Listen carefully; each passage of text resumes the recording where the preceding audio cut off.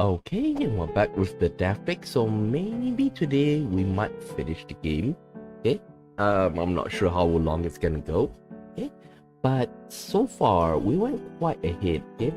So like the couple of things that I feel like is missing is that for the detective, okay? Since the detective cannot go, backstage or the stables, okay?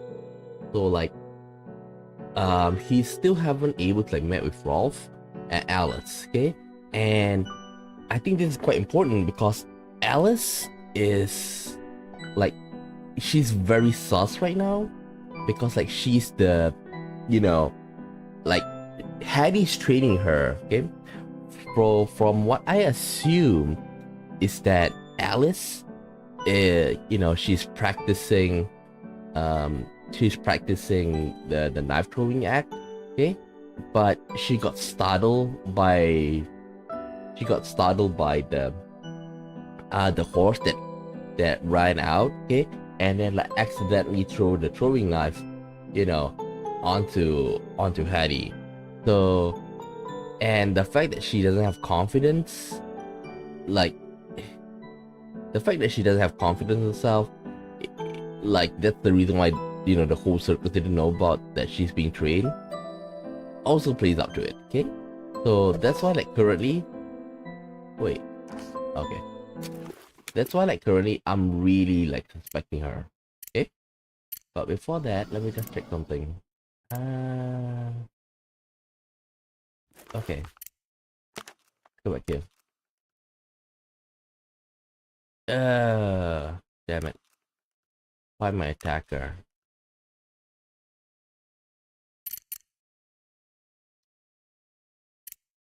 Okay. Now, I can't go to the stables. Okay, but for now, let's go to tree number 3 for a while. Anything change? No. Nothing's changed. I think. Okay, let's move her again. Like, we can't get EXP though. Like, we need to find the other two.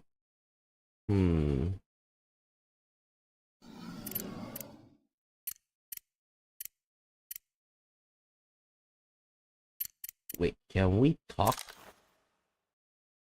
to Moses?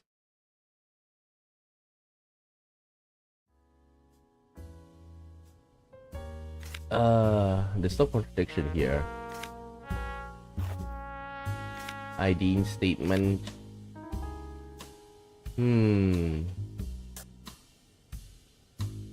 Used to drop a number 3. Later. I guess I'm gonna find like people with contradiction though. Like right now, I really can't do much unless I talk to Alice and Rolf with the detective. We are at 3 p.m. so we're still kind of safe because like the game kind of like ends like at 7 p.m. kinda. Okay, a small crowd is gathered in the middle and clearly interrupted by performance. I make my way through to get a peek of what they're watching. It's Echo. Okay, this one we've read before. Okay. This... Okay, there's contradiction to his statements. Okay. I think like we do need to like stress on his... Echo was walking alone on Monday night when he found Hattie's body at the... He went to the stables and informed ID. Okay, let's contradict this because like ID like changed a little bit. And you call yourself a detective. What the fuck? Isn't that...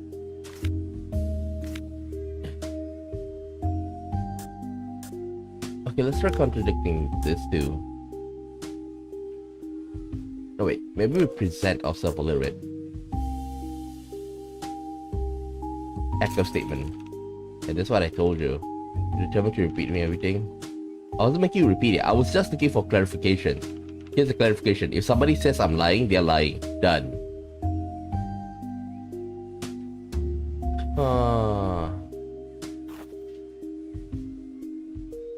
Contradiction. What the hell?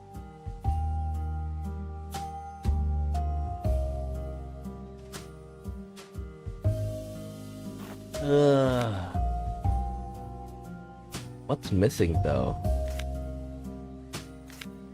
Like, so far, I'm still not sure who's the owner of this nearsighted glasses, you know?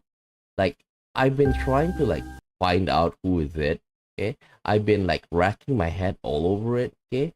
But still haven't, like, you know, got any, still haven't got any, like, good, like, good, how to say it?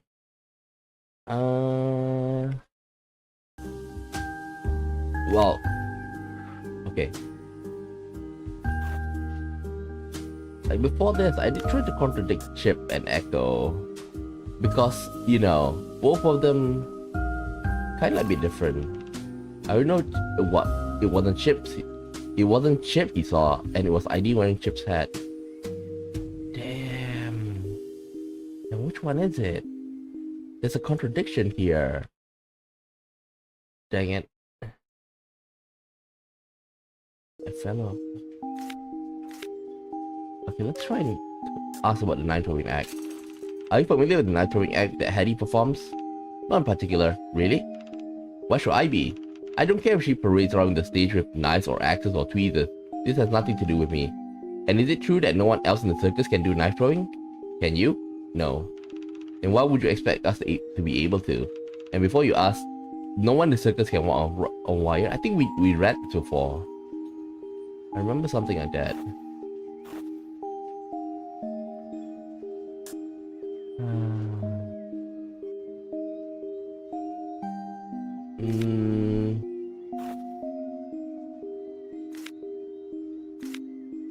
Oh my god.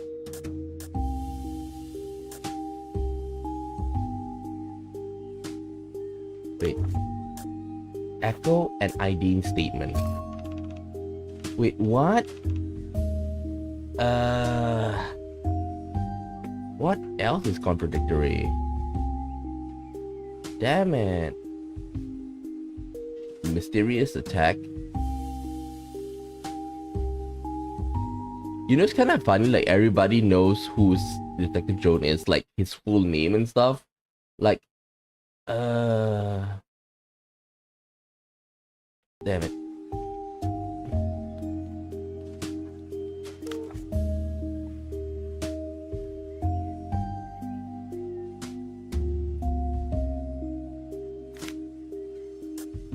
Nice act.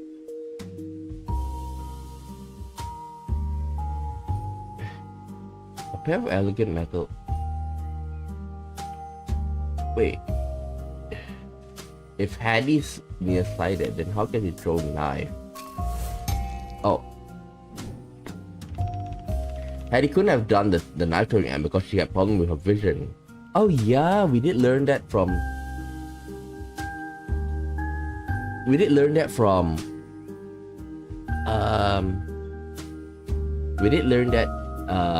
from Yan saying that she never read in front of her. I found a pair of glasses in Hattie's room. Where would she have them? She pauses a little, tense, and scoffs. Where would I know? Does Hattie wear glasses? No. Did she have any problem with her vision? Not. That's ridiculous. I'm surprised by the intensity of his denial. Have you considered maybe they are just someone else's? Then why would they be in her room? Maybe someone left them in her room, and she intended to return them later. Maybe she got them as a present from someone else. Hell if I know. They both are conceivable, but his attitude is interesting. For someone so consistently disinterested, he is sure is making a lot of suggestions and guesses. Why are you so sure the glasses weren't Hattie's? What are you talking about? She performed knife throwing act. If she was nearsighted, don't you think she would have worn them for the performances? Except I never showed you the glasses, and I didn't say that they were for nearsightedness. A second of silence. Yes! His fingers twitched, closing the puppet's mouth with an audible clamp. I assumed she was not old enough to need reading glasses. Right, and I'm going to assume that you are lying to me. I know nothing about the trick, if that's what you're looking for, and I have never seen those glasses before. But you knew she was nearsighted. She wasn't good at hiding things when she was still an apprentice. So she had problems with her vision since her apprenticeship. It's quite severe too, judging by these lenses. But the knife throwing act? How does it really work? I told you, I don't know anything about that. You'll have to find someone else to ask. There has to be someone here who knows the real secret between the knife throwing act.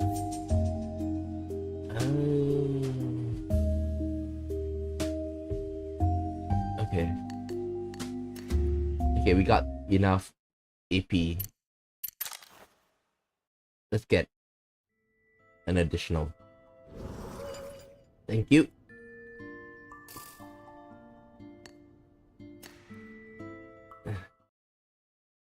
Okay.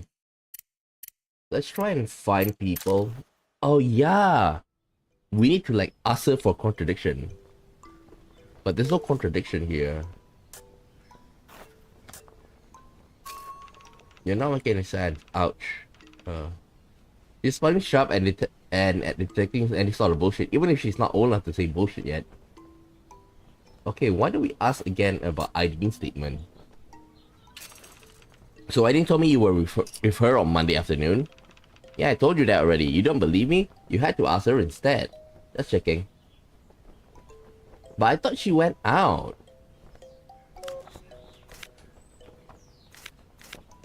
Okay,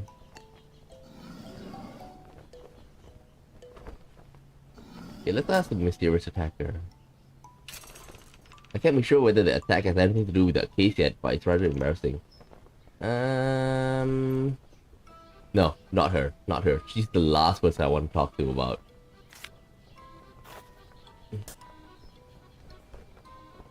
Echo says that on his way to find Alice after discovering Hattie's body, he saw someone in Chip's cowboy hat.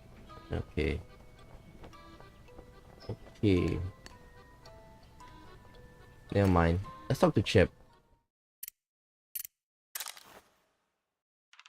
I tap on the door. Come in. Done investigating. Hit me with questions. I'm happy to help.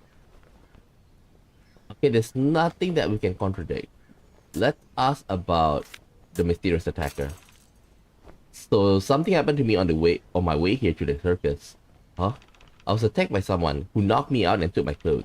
I woke up just behind the trains in my underwear. I didn't even remember why I was at the circus. And? What do you mean, and? Wait. Is it real? Of course it's real. Why did you think it was?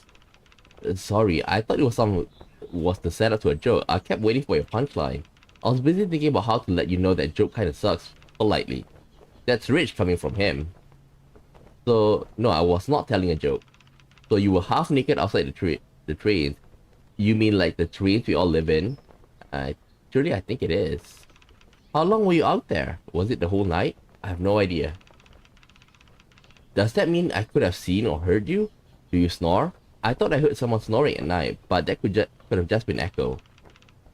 I don't, but that's not the point. I was passed out, not sleeping. Do you have any idea who did it yet? No, I'm kind of busy with the case at the moment. Don't you think it was the same person? It could be. Man, Chip is really helping out here. I prefer if no one else hears about this. Right, our secret. He nodded and mind zipping his lips, but somehow his shifty eyes tell me he's going to blab about at the first chance to get. Why did I think it was a good idea to tell him? Huh. Okay, let's talk about nearsightedness. Have you seen this pair of glasses before? Huh? No, I haven't, and I would remember. Who wears glasses in the circus? I mean, among the main cast of performers. Well, unless you count Moses, where did you get them? It's a long story.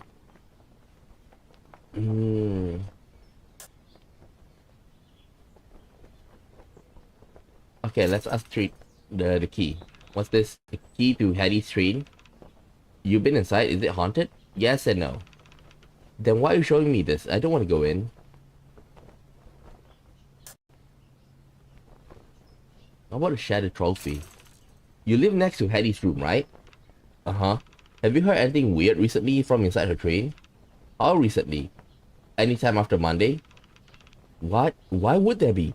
Has anyone heard anything? Is it haunted? Did you hear anything that sounded like fighting or things breaking? What broke? One of her trophies, I think. Are you sure it didn't already break before her death? We live on a train, you know. It moves. Things roll and fall off tables, shelves all the time. She didn't look like... She didn't sound like the person to leave glass shards lying on the floor. Yeah, that's fair. Well, I haven't heard anything. Maybe ask Echo. He said he didn't hear anything either. That's interesting. There are only a few hours during the day neither of us are in the train car. Earlier in the morning, before lunch, and when we both have performances scheduled, or at night during the big show. Maybe it happened during one of those times. Maybe. Do you have the same schedule every day? Pretty much. It's different this week because we all have to fill in for Hattie's slot. But the day-to-day schedule is pretty much the same. Okay, that's some good info to know.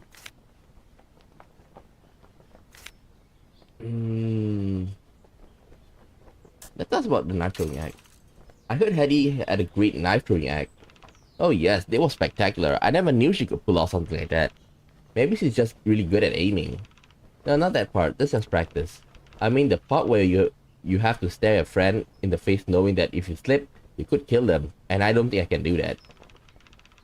It's one thing to do with just a random someone, or if it was a little Pinocchio up on the board. I'd take a stab at it, no problem. Take a stab. Get it? Sorry, too soon. I'm not going to throw knives at Echo, even if his face would be real funny. But hey, the point is, Hattie did it almost every day with Ideen. Do you think the act has something to do with how she was killed? Whoa, that's... Wait, what are you saying? Are you trying to say it was Ideen's revenge or something? No. I don't mean anything. I just thought it was peculiar. Don't you think there was something weird about it?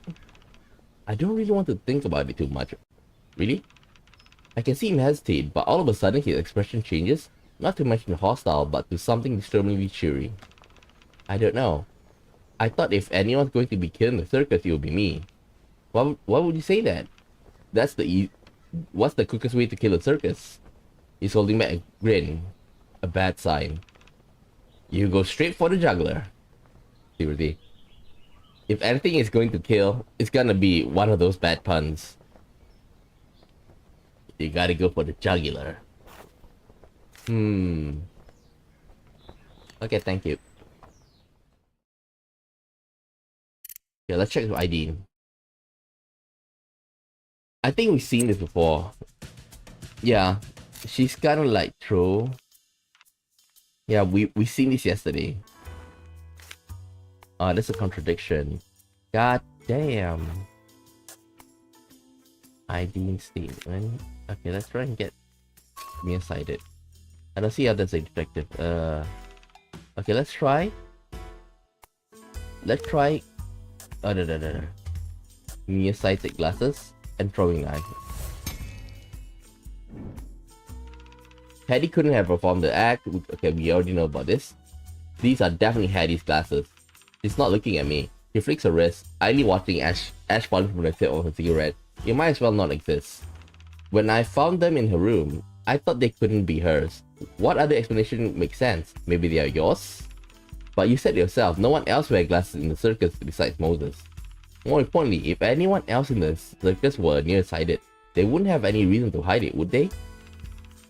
Like, I know that from Yan, she said that, you know, we've never seen Hattie with, Hattie wearing glasses, unless, Hattie wearing glasses, you know, but she does read.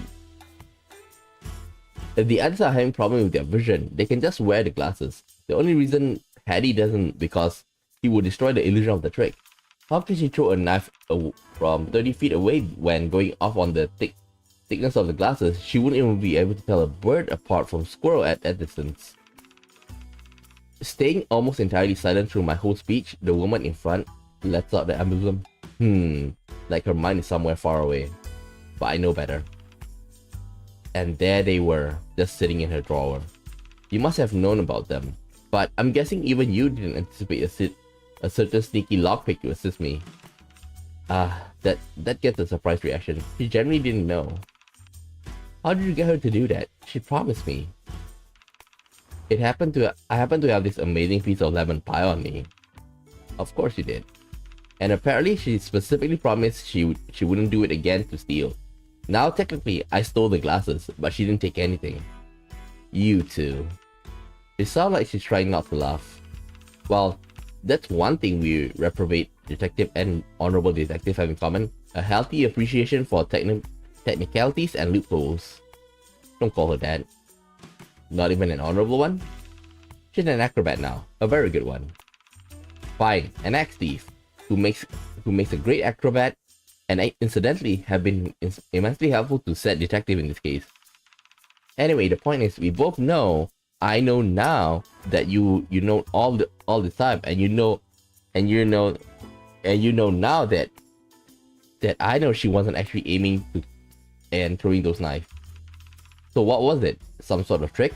A mechanism? Someone else was doing it for her. No, it was her. I noticed you did not refute the two previous questions.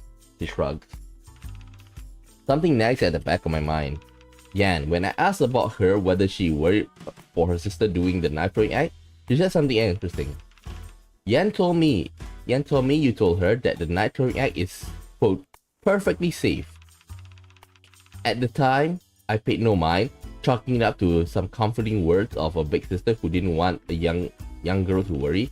But in retrospect, that phrasing is telling. How can a throwing knife be without risk? If the knives are not being thrown, a trick or mechanism, if she couldn't aim, is it some sort of magnet at the back of the knife that hit a certain spots?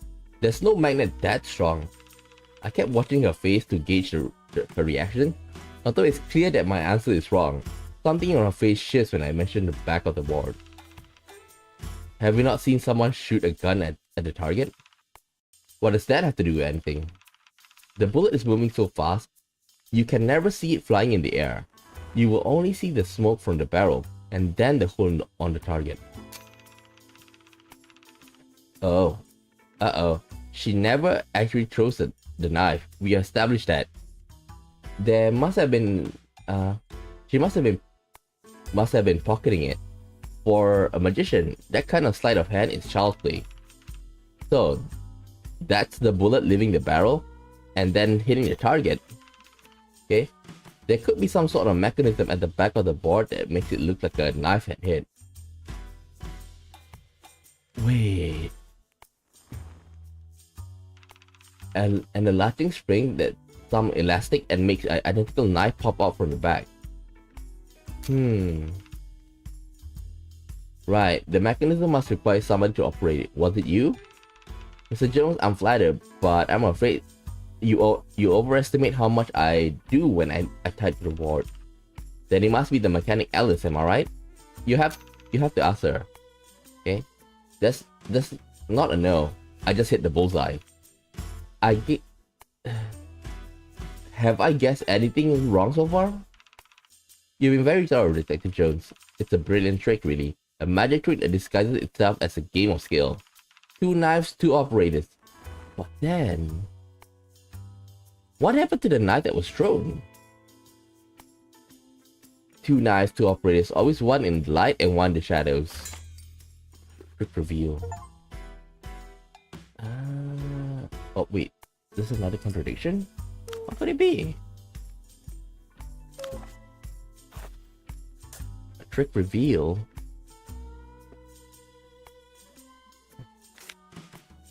That's another contradiction? What is it?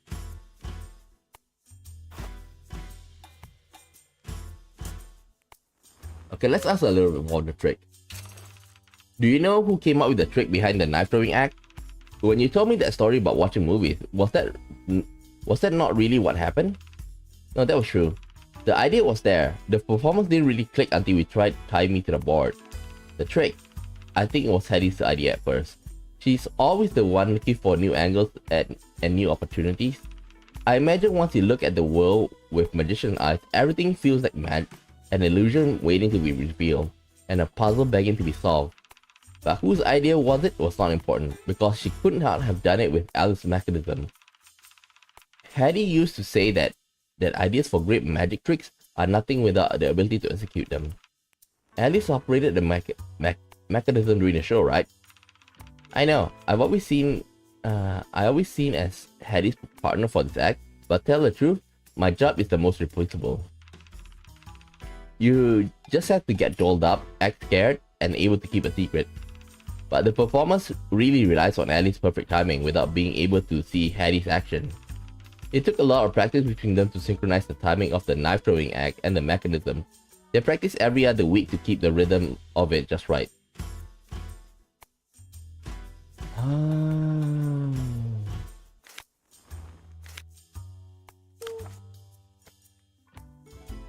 Let's talk about knife throwing act and this. Okay.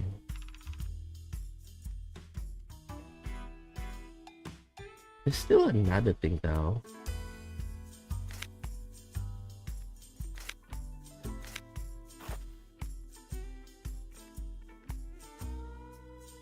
Collection of shoe?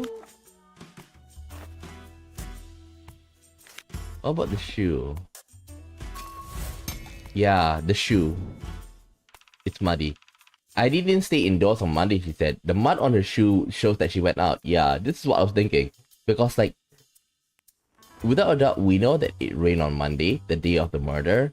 And like, that's when, you know, we see the mud stain on one of the shoe.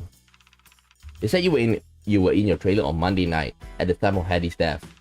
Yes, I was with my sister. You can ask her about it. Oh, I did. She said the same thing, of course. The thing is, I know that's a lie because of your shoe. My shoes? Yes. Particularly the white Oxfords. The one covered with mud. You know, what the hell is a white Oxford? I'm quite curious about that. Like, okay, white Oxford. White Oxford shoe. Oh, is that like okay, that makes sense. Okay. No, I've been, you know, quite bugged out by this since yesterday. How does what pair of shoe prove what I'm doing, what I was doing it that night? No, she's just probably playing dumb. I can connect the dots. Moses told me it was raining Monday. In fact, he remembers coming back from the town and the road getting really muddy. Yes, it was raining on Monday afternoon, and Monday night too. And it hasn't rained in Tully since then, correct? Yes, now that I think about it, that's right. Well, then the mud on your shoe could have only gotten there on Monday. How do you know they would not just carry it over from the last city we were in?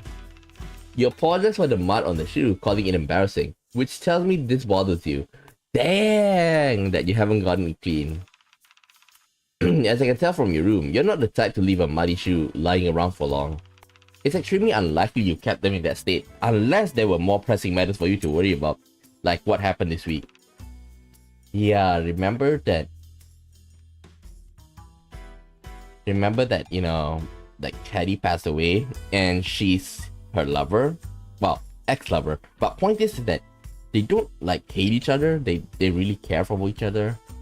And the fact that she, you know, she lost her, like, of course, like, you have to deal with the grief and stuff. So like, you can forgive her not cleaning up the boot, you know, the white Oxford. I won't bore you with the details of the salt composition, but for any seasoned detective, mud is basically like a lance fingerprint, and that fingerprint belongs to Tulgi. Of course my shoes were muddy. I told you after Echo came knocking, I went to the tent and even ran to tell the others. I think that's how shoes get mud on them. Doesn't have to mean I went out before then, yeah? Wait, huh? She's right. It was still raining when Echo knocked on the door, and even if the rain stopped, the ground would still have been muddy. But wait a minute. True, the mud would have gone on them when you went out after Echo came. There's just one problem with that. What problem? The timing. What? That doesn't make sense. She looked crazy. There's something. Let's say her story is true. Then something doesn't make sense about her choice. Sometimes it's not about what's there, but what's not there. So what's the verdict? I say it's totally possible, isn't it? Or perhaps there's something I missed. Never mind. I can come back to this questioning when I figure out what the missing element is. Damn.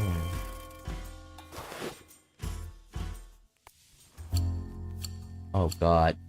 We have 3 more hours to go. Well, 3 to 4 hours to go.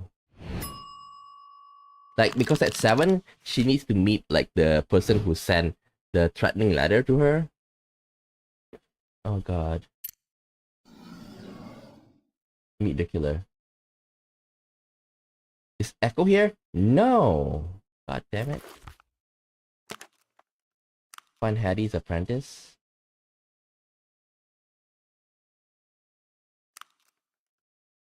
Wait, I thought I found out who's the apprentice. I thought I found out who's the apprentice.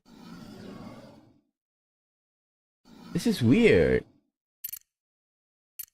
Like, I remember, like, we pinned her down.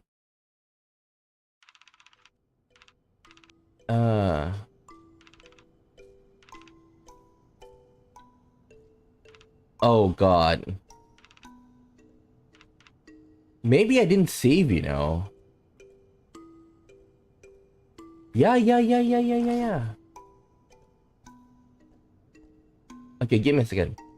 I think I load the wrong save. Give me a second. Shit. Because I know I pinned out. Oh, fuck. I didn't. Okay. I know yesterday, like, I should have been playing it until like 5 p.m. or something. Okay? Like, that means that I missed out. Oh shit. Give me a moment. My camera went off. Give me a second. My camera went off. Ugh. My camera went off. Man. Huh? Damn it. It's still off. Is it not connected? Okay. It seems like maybe there's a loose wire or something. Give me a second. Ding. Come on. Come on. Okay, there we go. Okay, we learned about this because yesterday we learned that, you know, she talked about her, she talked about, you know, her family and stuff. I'm looking for you, Alice. Okay. We know there's a contradiction, okay? This one yesterday we already did. It's that her apprentice and the secret apprentice, okay? We already read this. We already read through this yesterday. Okay. The successor. So that's why the weird thing is that. Okay. Let's get the AP, and then we go back to Alice. There's quite a lot of stuff we need to talk to her.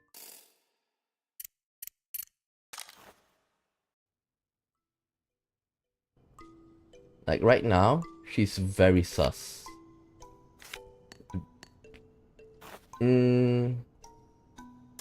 Let's talk about the successor. So you were actually the one that has been studying with Hattie all this time? How long has it been going on? About a year, I say. Who wanted to keep this apprenticeship secret, her or you? This one we read as well. Okay. You read that as well.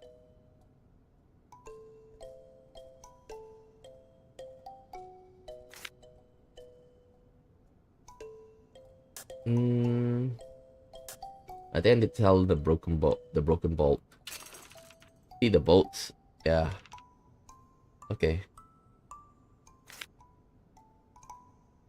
Wait. Is there anything else we can talk to about?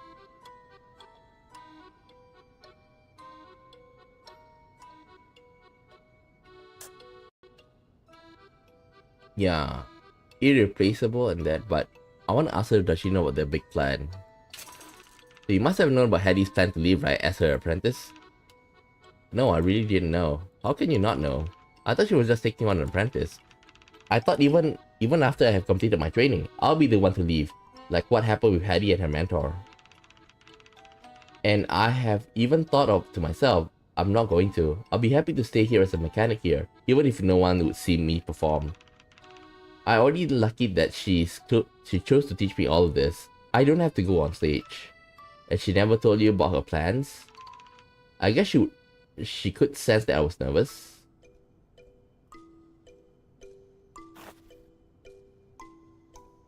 Okay, let's ask about the financial crisis.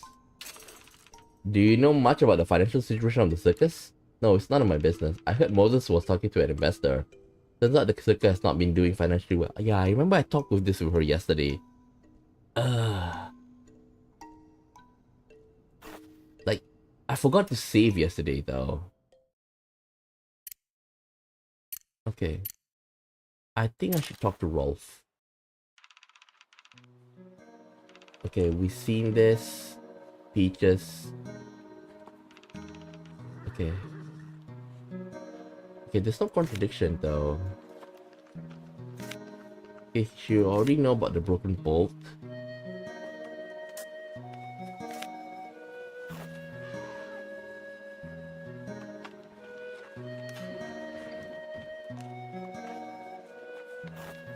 We already asked about the thing.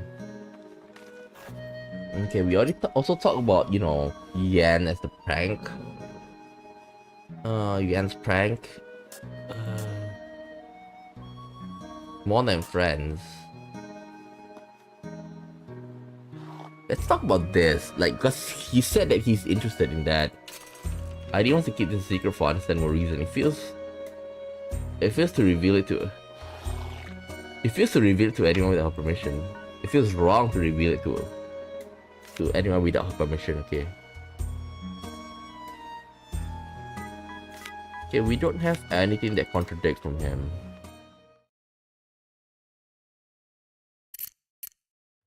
I don't think there's anything that I can contradict with Yan. Yeah, there's no contradiction.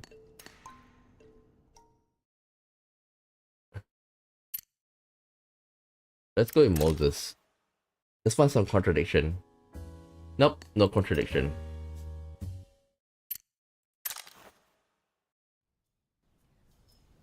Okay, no contradiction.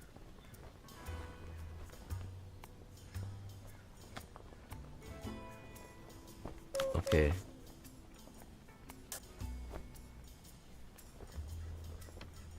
Okay, let's talk about Secret Apprentice. You were close to Hattie. Did you know Hattie was mentoring anyone? If she had any apprentice any kind? Apprentice? Where did they come from? I heard Hattie had mentored someone who was capable of taking over a job. You never heard talk about it? No. Did she say who it was? She didn't. That's the issue. Who do you think it could be? Well, it could be someone in the circus. They got to travel with us. And the training takes a while. Honestly, Hattie's only been here for a year and a half. With all the performing, researching, and practicing as she does, I'm shocked she has the time to teach anyone, or that anyone would have the time for it. And by the sounds of it, they were almost done with the apprenticeship? She shakes her head incredulously. Everyone I know says Hattie is one of the most talented magicians, and she took 2 years to complete her apprenticeship. Unless this apprentice has some sort of prior experience, I can't think of anyone who fits the description. That's an interesting observation actually. How did Alice managed to learn so fast? She didn't have any prior experience, did she? Is it because she's a mechanic and she was already involved in Hattie's trick? Or is it because she's just that talented? Or maybe Alice was right, she wasn't ready.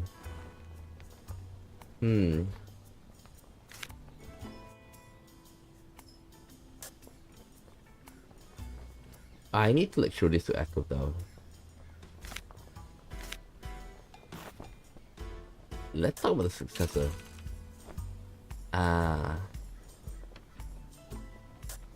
We do the mind reading act. I remember I did this, okay? We did talk about this. Damn, I should have saved yesterday. Now it's like kinda like messed up.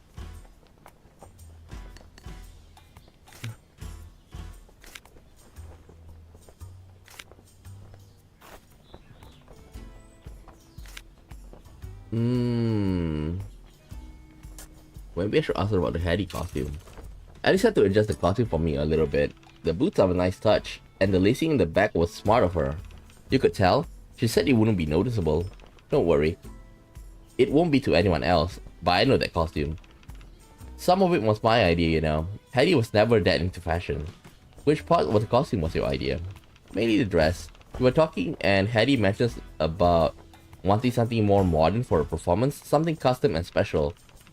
I immediately thought of the skirt suits I saw in fashion magazine.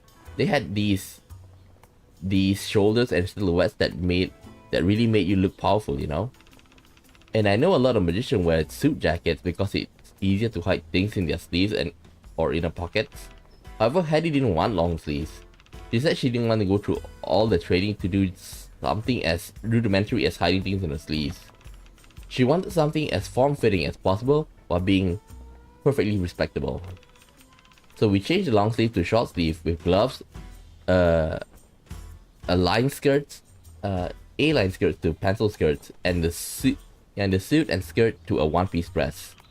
The ruffles were mainly there to add to the volume of it, so it still have the same silhouette of a suit jacket with a padded shoulders and flare hips. And voila, and that's what you're wearing now.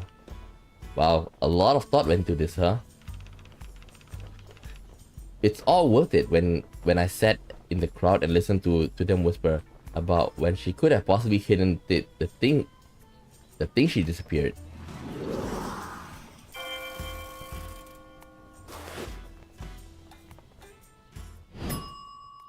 If I'm not wrong, like around this time, like 4:30, like 4 or is it 5 p.m? Can still find Alice. Damn it. Alice and Rolf. Damn, this is bad. We're running out of time and we haven't met them. Too bad that we can't like see the photo though. Shit. I don't have much thing to do.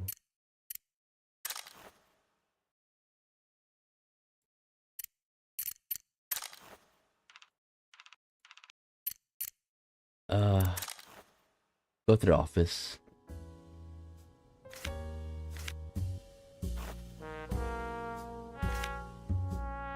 I shouldn't talk about the trick reveal. It's gonna like make him piss. Let's talk about Shattered Trophy. So I went to Hattie's room. You did? I thought it was locked. It was, but I hope you don't mind. The point is, do you know that a trophy was broken in her room? No, I haven't been there since she died. I think she locked it up before she left on Monday afternoon. I don't know if anyone has been inside since. You said the trophy was broken? Yeah, shattered on the ground. It looked like greenish bluish color. Was it the shape of a star? It shattered into pieces and I couldn't tell, but that sounds right. There were lots of sharp edges. That was her Magician of the Decade trophy, awarded by the American Magician Society. I believe it is the only one in the color you were describing. Magician of the Decade? Has Hattie even been working for that long? No, but it doesn't work like that. As you can imagine, it's a unique award they give out every 10 years. It's a very high honor and was a particularly treasured piece of hers. So there's no way she would have left it on the floor like that in normal circumstances. But because she didn't die in her room and people saw her outside, it's unlikely she fought someone in there. Is it possible that the trophy was broken after her death, possibly by the killer? You got all that from some broken glass and shards on some glass shards on the ground. That's what I do. I think we should talk about the train key, because like he's gonna give us the info. Okay, where'd you get that? It's a long story, and I think I did talk. And I did ask him this yesterday. How did you get into a room if you didn't have the key? Well, you know what? Never mind. I don't need to hear it. I was wondering if you know who else have the copy of the key. Who else? I don't know. Each train comes with 4 keys. I keep a copy for emergency, and I give the other 3 to the inhabitants. For rooms that have 2 people in them, like Ideen and Yan, or Echo and Chip, the occupants have 1 left over to give whoever. But since Hattie had a whole room to herself, she had 2 spare keys. I had no idea who she gave them to. Okay, she kept a spare in her room. Okay, spare room herself, one with Moses. And we also know the last key was given to Aideen. I see. Okay, obviously she needs to keep one for herself. Wait a minute. If she had the key on her when she died, does that mean... Did you find the key in her belongings? No, I don't think so. Not in any obvious bags or pockets. Then the killer may have it. It's a possibility. Okay.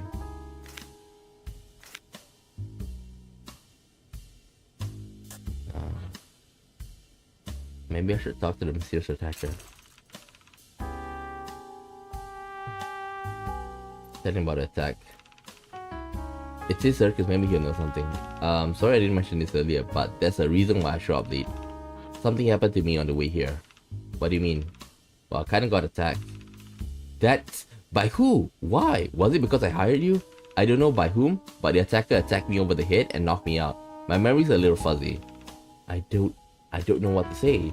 I'm sorry, Mr. Jones, sorry for what happened, and sorry I gave you shit about being late. Do you think this might be Hattie's killer? That they were trying to stop you from investigating the case? Well, that's what I wanted to ask you. Did anyone besides you know about you hiring a PI? I don't understand. Some folks know now, obviously, but yesterday, as far as I can tell, no one would have known. I called your office myself, remember? And I didn't tell anyone, just in case you didn't show up, or in case someone gets spooked. Yeah, I remember that.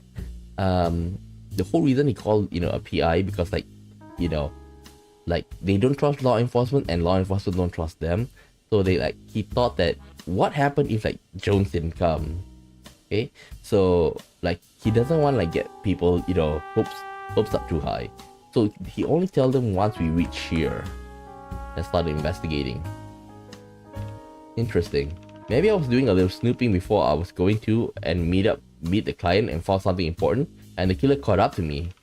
And how long was I really out? What's with taking my clothes and dumping my wallet? It's still too early to say. But you're okay now, right? Do you need to see the doctor? Don't worry about the bill. I'll take care of it. That's fine. I walked off worse injuries.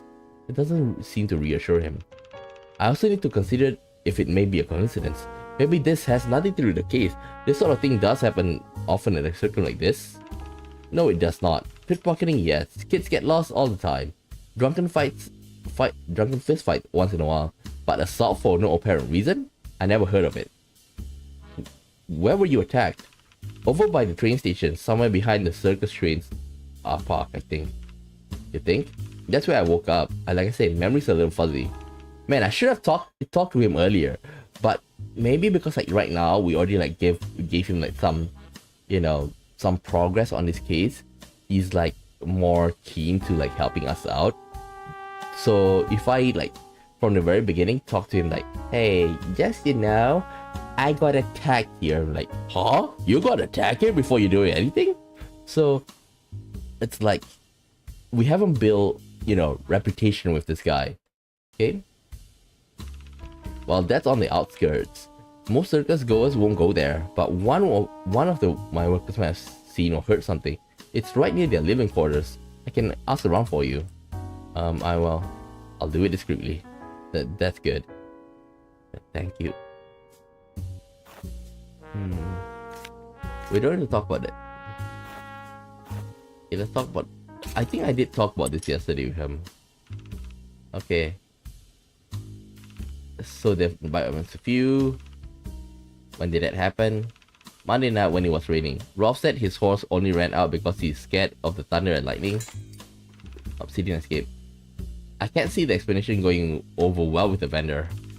Rolf's quite protective of his animal, but I promised we get his pole replaced, but I haven't gotten around to it. Looks like running a circus isn't all sunshine and roses.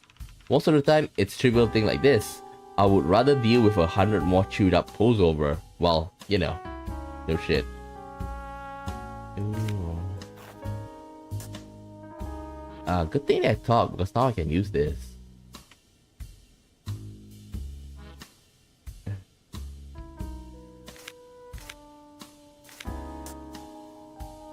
Okay, let's talk about the obsidian. So obsidian and Rolf's horse ran all the way from stables to the fair, and no one noticed? It was before the show opened and the staff was on break. And it was a rainy day, so extraordinary circumstances. I'm just glad he didn't leave the circus. It could have gotten much worse. So much worse? Imagine it was a lion. Oh shit. Or an elephant. And imagine there were people around. It happened at other circuses before. I believe they called in the cops, who were forced to shoot and kill a tiger. If that happened to one of Rolf's precious beasts, he'd have been devastated. Have you ever had an animal escape your circus? From his twitch, his eyebrows twitched and then burst into laughter. Yes, in one very memorable instance. It was before I founded Morgan's Traveling Circus. I was working somewhere else. We had an ostrich. An ostrich? Yeah, have you seen one before? Only in pictures. They're big, taller than humans, with bald heads and black feathers. They can't fly, which you'd think would make them easier to catch. It doesn't. When they were trying to change the water inside the cage, the ostrich just slipped out, and it started running. Running?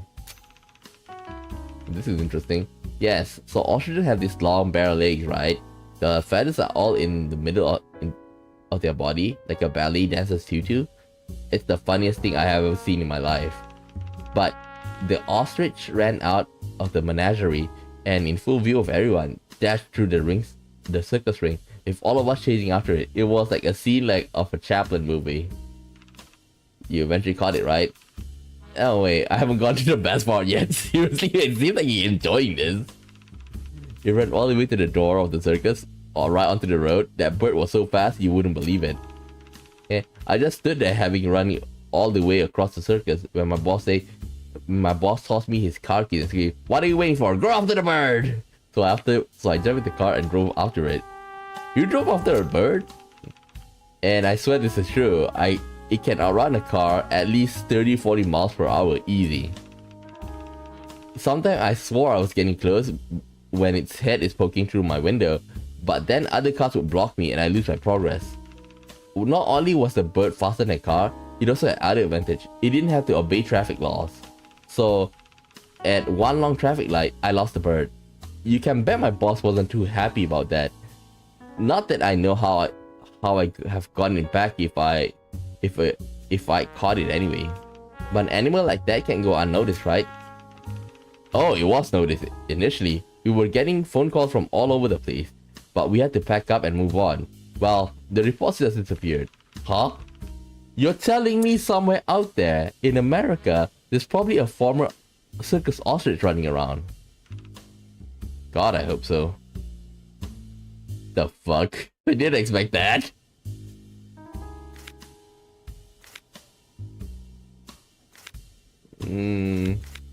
Well, that's interesting.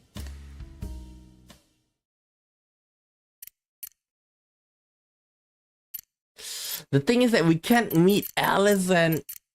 I should have come here at 12 and met Rolf, but I thought we don't need to see Rolf. My blunder in the early hours. Shit. But come on, they should give me see Alice and Rolf, around this time. Fuck. Okay. I need 75 more EXP.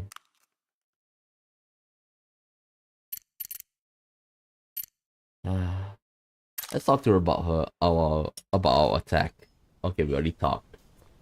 Oh, there's a contradiction. What the fuck? What else do I need to contradict?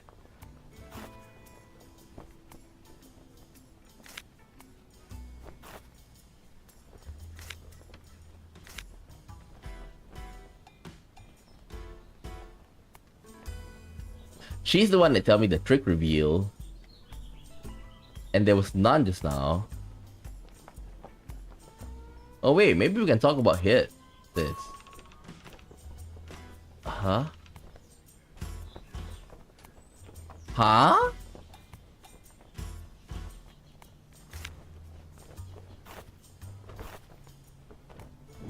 Contradict. Time of death. Obsidian escape.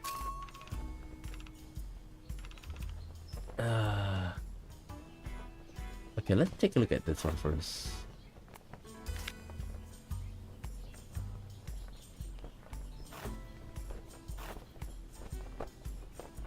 Wait, maybe these two. Ah! What could it be?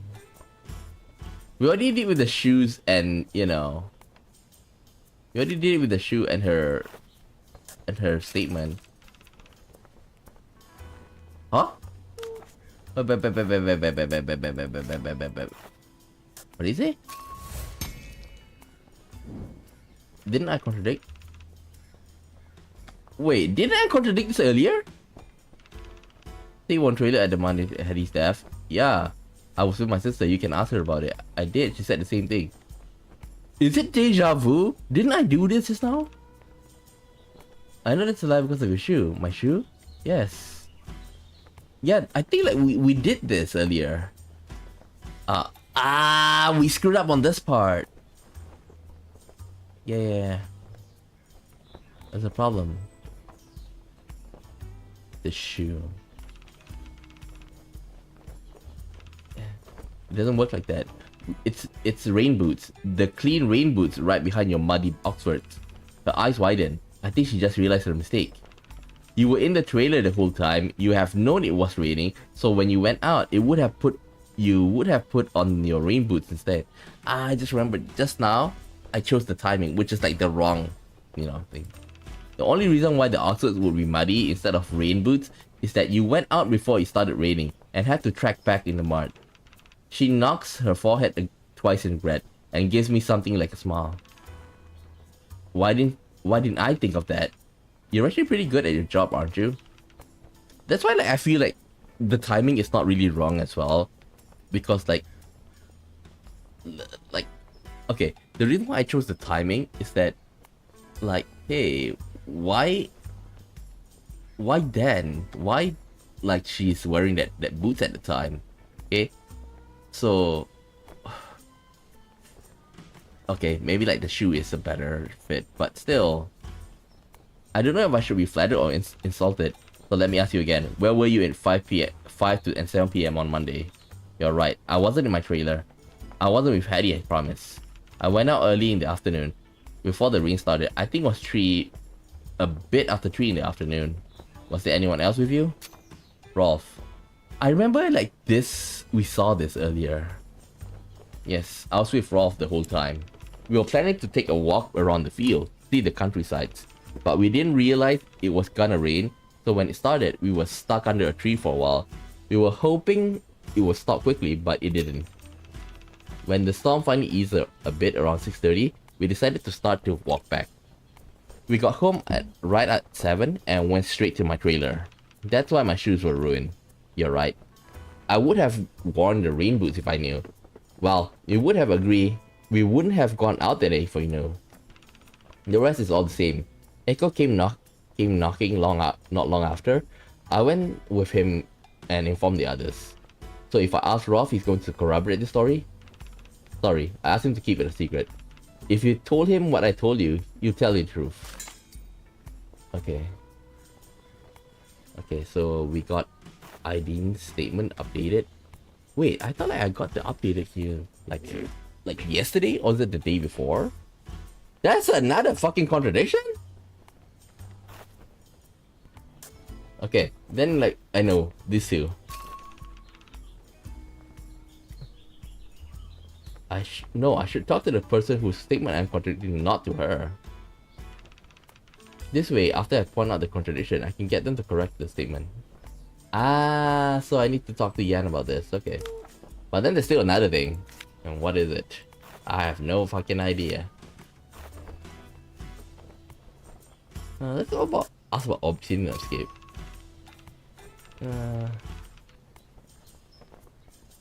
I have no fucking idea.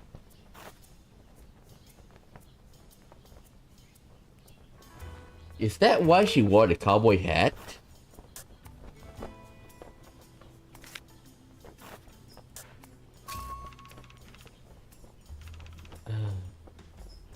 What else is for disputing?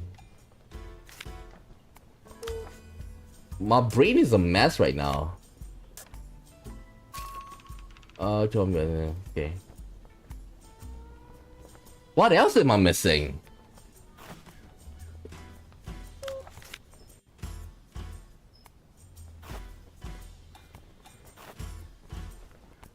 What else am I missing? Okay, let's talk about this one a bit. There's one thing I don't understand about your statement. I told you the truth this time, I promise. I believe that for now, but my question has nothing to do with that. You had a perfectly good witness this whole time. You just had to tell the truth to avoid suspicion. If you truly had nothing to do with Hattie's death, why did you lie about staying in the room with your sister? Yeah, because remember, like, she broke up with Hattie, and now, like, she's seeing Rolf. So, like, she want to keep it down in the low. It's just, it's silly. I wasn't ready for anyone in the circus, and by extension, you to know about me and Rolf yet, especially so soon after Hattie. And what about you and Rolf? Are you seeing each other? No, I wouldn't say that. Just spending some time together, that's all.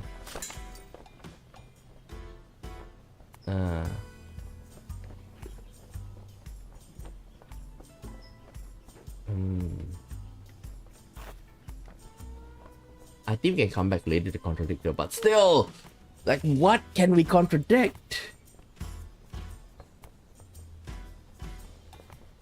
This is definitely not it, because like it came up even before this. So it's probably an ID statement.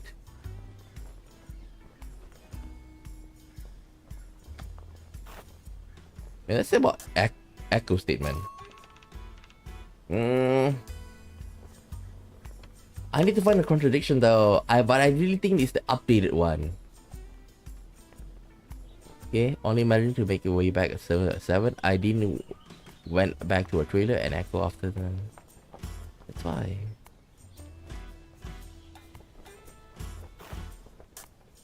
Try to invite the others. I can try again when I have something worth disputing. Shit.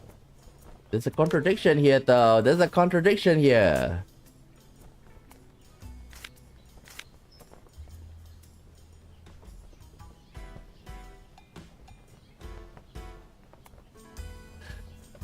About the death. But then she said she was not with Hattie. Oh, my head.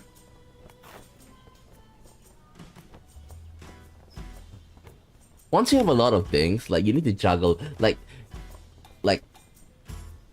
there's a lot of people, like there's 9 people here. Well, we haven't met the one, but still, like each of them gave you like, you know, specific information about it. Okay? They give specific information. So, like, you have to remember who gave what. Yeah, I don't think so. God damn it. Okay. We definitely need it's definitely ID statement updated, but what is, you know, related to that? That's the thing that I'm not sure right now. Damn. Oh, let's just talk about the secret romance. So you and Rolf, how did this come about? As much as she wanted to keep their relationship secret, she doesn't seem bashful or wary now. Instead, she seemed almost to take it as a challenge. The way all things like this happen, I don't think you need me to teach you, detective. I was just wondering, why did you decide to keep this a secret? Because this thing between us is quite new. I don't want folks in the circus to watch us like kids in the schoolyard. And I don't want things to get awkward for everyone if it doesn't work out. Do you have doubts about how long it was going to last? Not everyone. Doesn't everyone when they are first starting to date something? We live in uncertain times. We live uncertain lives, and these are uncertain times. Well, if you like him and he likes you, what's there to worry about? She smiles humorlessly, a shadow cast under her brows. From my angle, I can see the flickering cigarette light reflected in her irises. Of course he likes me. He has a documented love for dangerous things. What does that mean? Well, him and the lions. She shakes her head and lifts the cigarette to her lips again. The man treats lions and elephants like they are farm animals because he doesn't know the difference. I have to wonder if he doesn't realize what he is getting himself into, playing with wild, untamable things.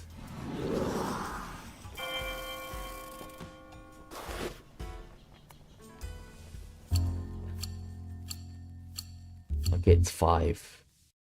Like, I hope the detective is able to like meet with Rolf and Alice after this. Like, we're running out of time. Ah, she's at the stables. Damn it. But what's Rolf? Before I even enter the stable area, I can hear noise of something grinding in between all the animal noises. Alice is standing in front of the stalls, holding a giant handsaw. She has a long piece of wood on top of a haystack, one leg fixing it in place, while she crouches down to saw it. The handsaw looks heavy, and the haystack isn't exactly firm. I want to warn her, but don't want to risk distracting her.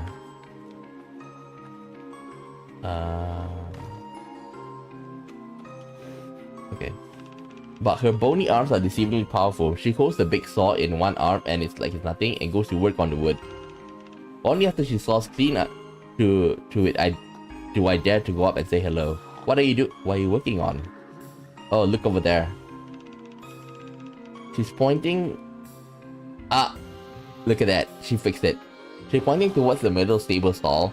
The black horse is still standing there, glancing at us curiously. So like, we need to tell. This is because like what happened earlier. Like we told like Morgan and Alice about this. So like they need to leave by tonight. So they need to fix it now.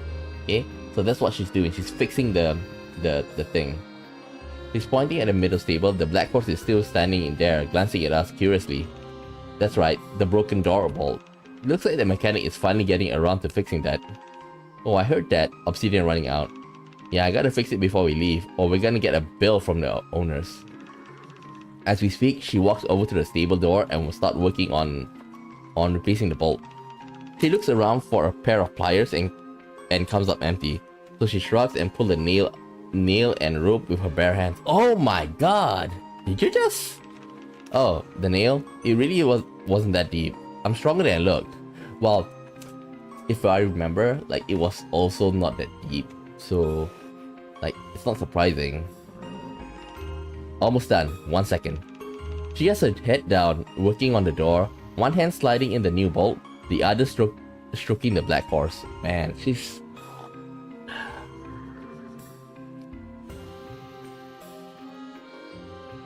If I didn't expect her to be like one of the killers, like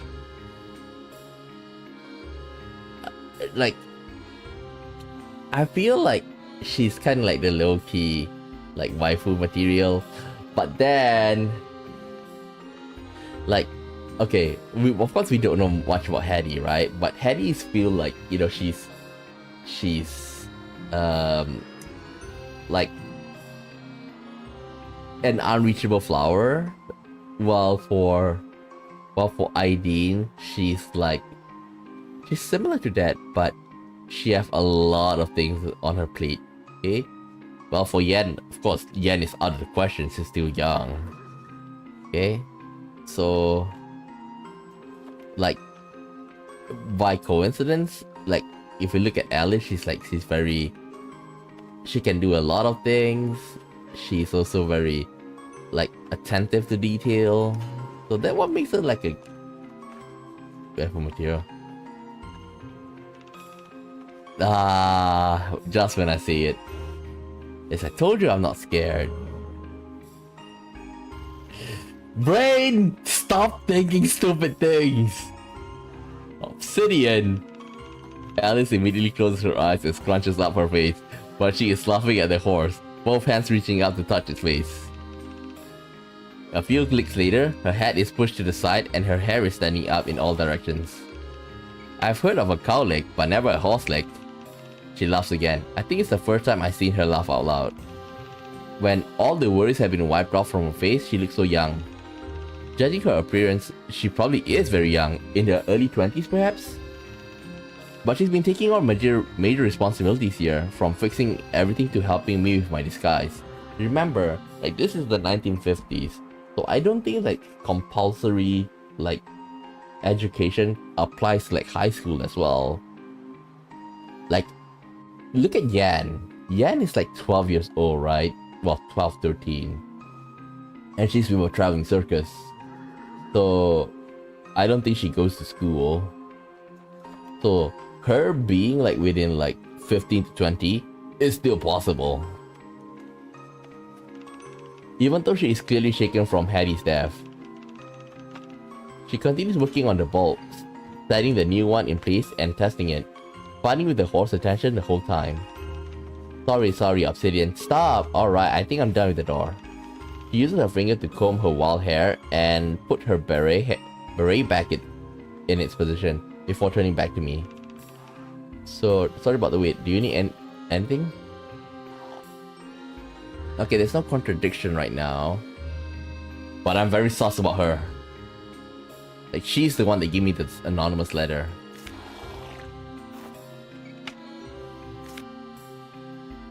Wait.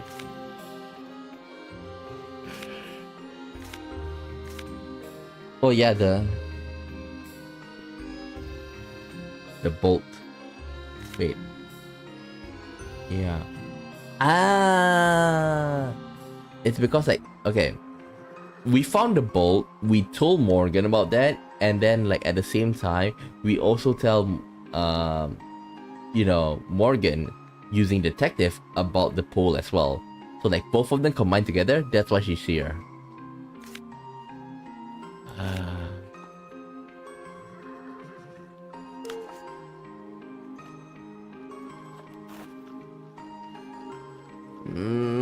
There's nothing actually. Actually, the one reason I'm here is like to take the CG. Why is he here though? The backstage tent is quiet. Okay, Alice is nowhere to be found. Echo sits in front of the makeup table. He's looking down at something, a fork in his right hand. When he notices me coming in, he rolls his eye and drops the fork to grab his puppet from the chair next to him. He ties the string of the puppet to his left hand and rises to speak to me. What do you need now? Sorry, did I interrupt your dinner? I didn't mean to. Well, a little late for that. I didn't expect him to say that. I nod awkwardly. Sorry about that. Can he just speak normally? Like in this case, what are you eating? Ham casserole with potatoes. It's steaming as if it's fresh out of the oven. There's a layer of cheese on top. Pieces of pink ham string out through the cheese. It looks good. It's fine. You can fetch some from the food tent if you want them. Translation: don't look at mine, get your own. Oh, I'm okay for now. Well, he raises his eyebrows at me and points to the dish with his free hand. Right, I'll leave you to it. I awkwardly survey the room for a place to sit as he returns to his meal. Maybe because I'm still here, he doesn't put down the puppet. Instead, he touches the dish awkwardly with the strings hanging on his left hand. It makes me feel guilty, as if I'm making his life harder. But also, it's a pretty funny sight. Using his right hand, he starts digging through the casserole. You know, like, just one thing about Echo, like he said, like, we know that he's trained to become a magician, right? But his gloomy personality, even if like he learned the magic tricks, right? Well, without a doubt, unless like he's super talented, okay? Like, unless he's super talented, like he cannot overpower this side of him, this antisocial part of him, you know.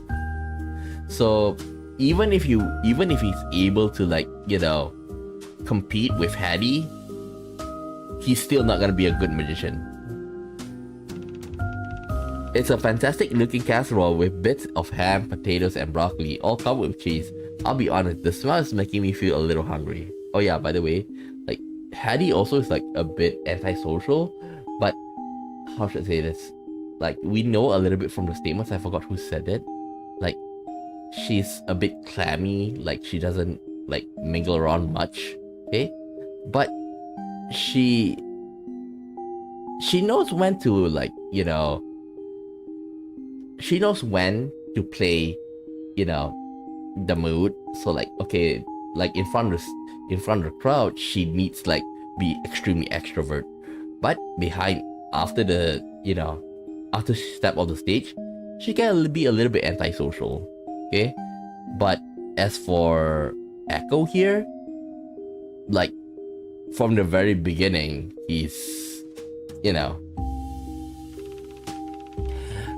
But Echo's not eating anything yet. Instead, he's rummaging through the casserole like a thief ransacking a home. He's picking up pieces of broccoli with a fork and shoving them all to the side. Since everything's covered in cheese, it's not the cleanest process. I watch him pick out the broccoli for minutes. He still hasn't taken a bite. Finally, he snaps around and glares my way.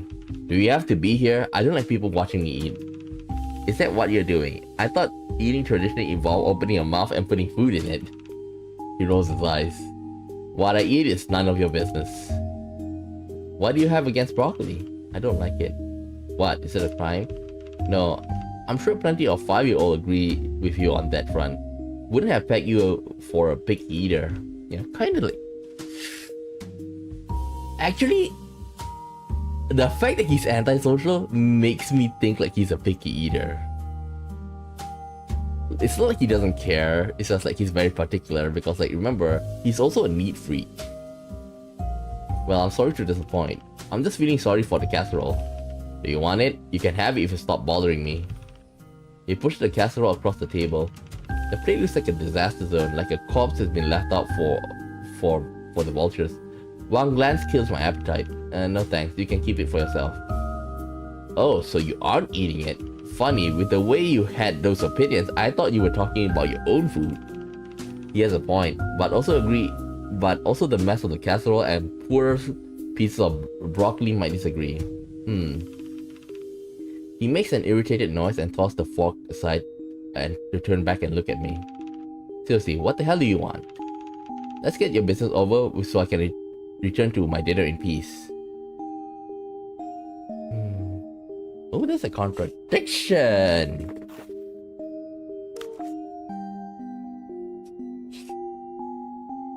What's the contradiction here? Like, what the fuck, man? I like... Ah! Fuck!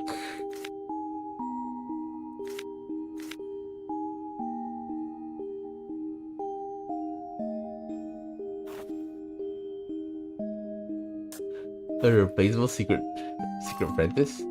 He's blind. You couldn't possibly mistake him whose information is relevant to, right?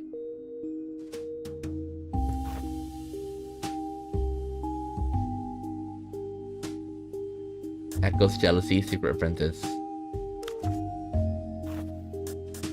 But I don't think this is it, because like, why would I want to be with the girl that ruined my life?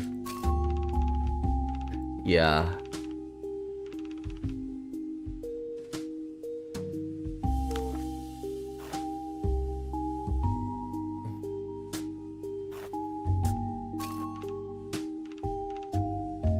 Like, okay, just one thing.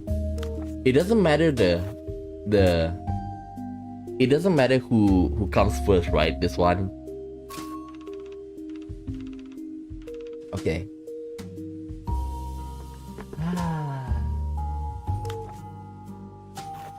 Okay, among all of this,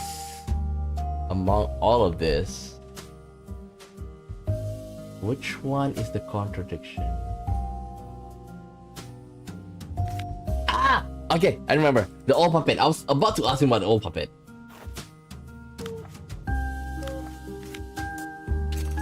I really do not want to tell him that we stole his key and peek into his trunk, and even possibly broke his puppet. Yeah, I don't want him to bring that up unless there's a good reason to. Okay, maybe I need to do it like this. Now I remember. Chip said Echo only started puppetry because he had to abandon magic when Hattie started apprenticeship 7 years ago, but I found a puppet gifted to Echo before that time. when did you really start learning puppetry? It tilts its head, not hostile, but wary. A long time ago? Why? Can I ask it, was it before or had he become your fellow apprentice? He narrows his eyes. What does that have to do with anything? You can't think I gave up your magic because of her, can you? It's logical. Let me guess, because I was jealous of her talent?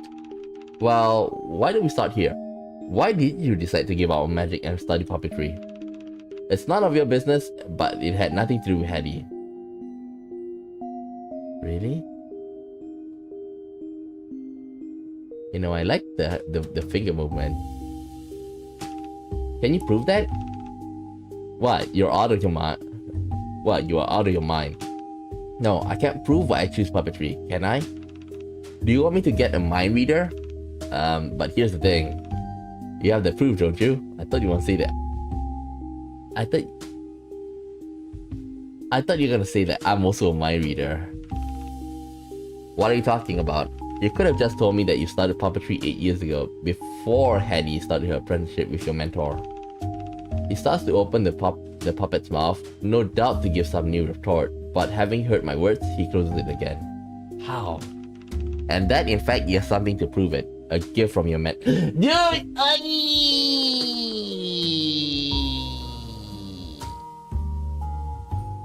Shit.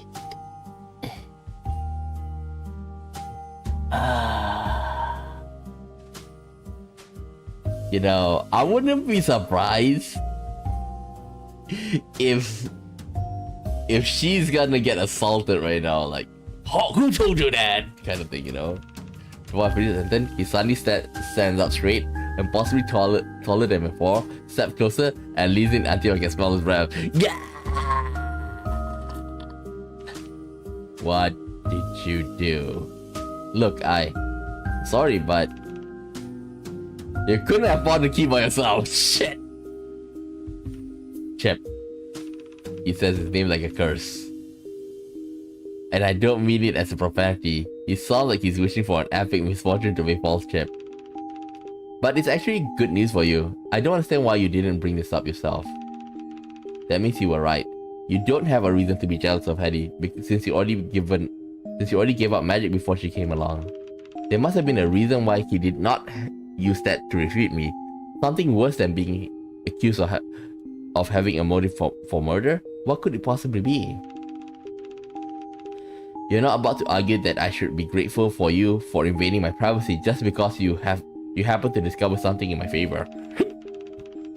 Give me a second, let me drink water.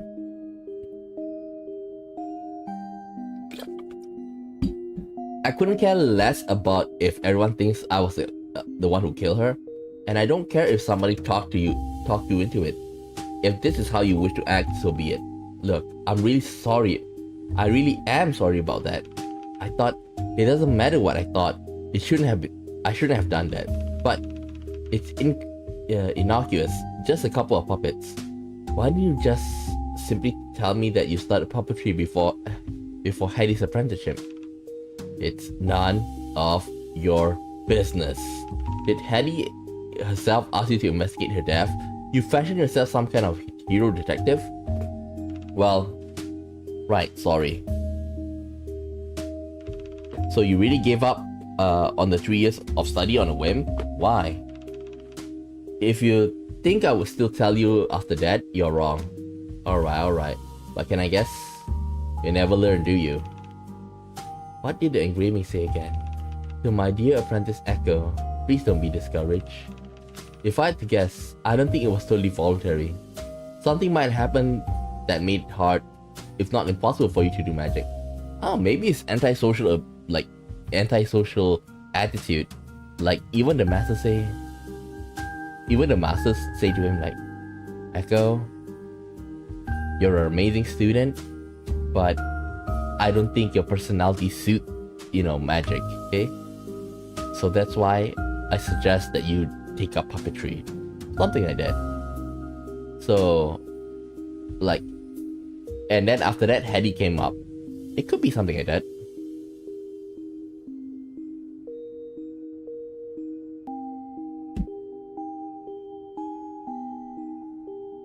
Lost the right platform.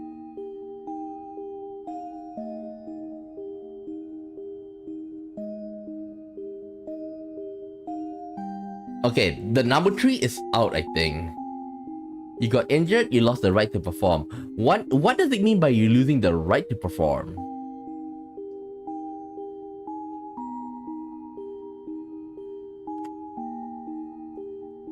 Let me take a look at its body.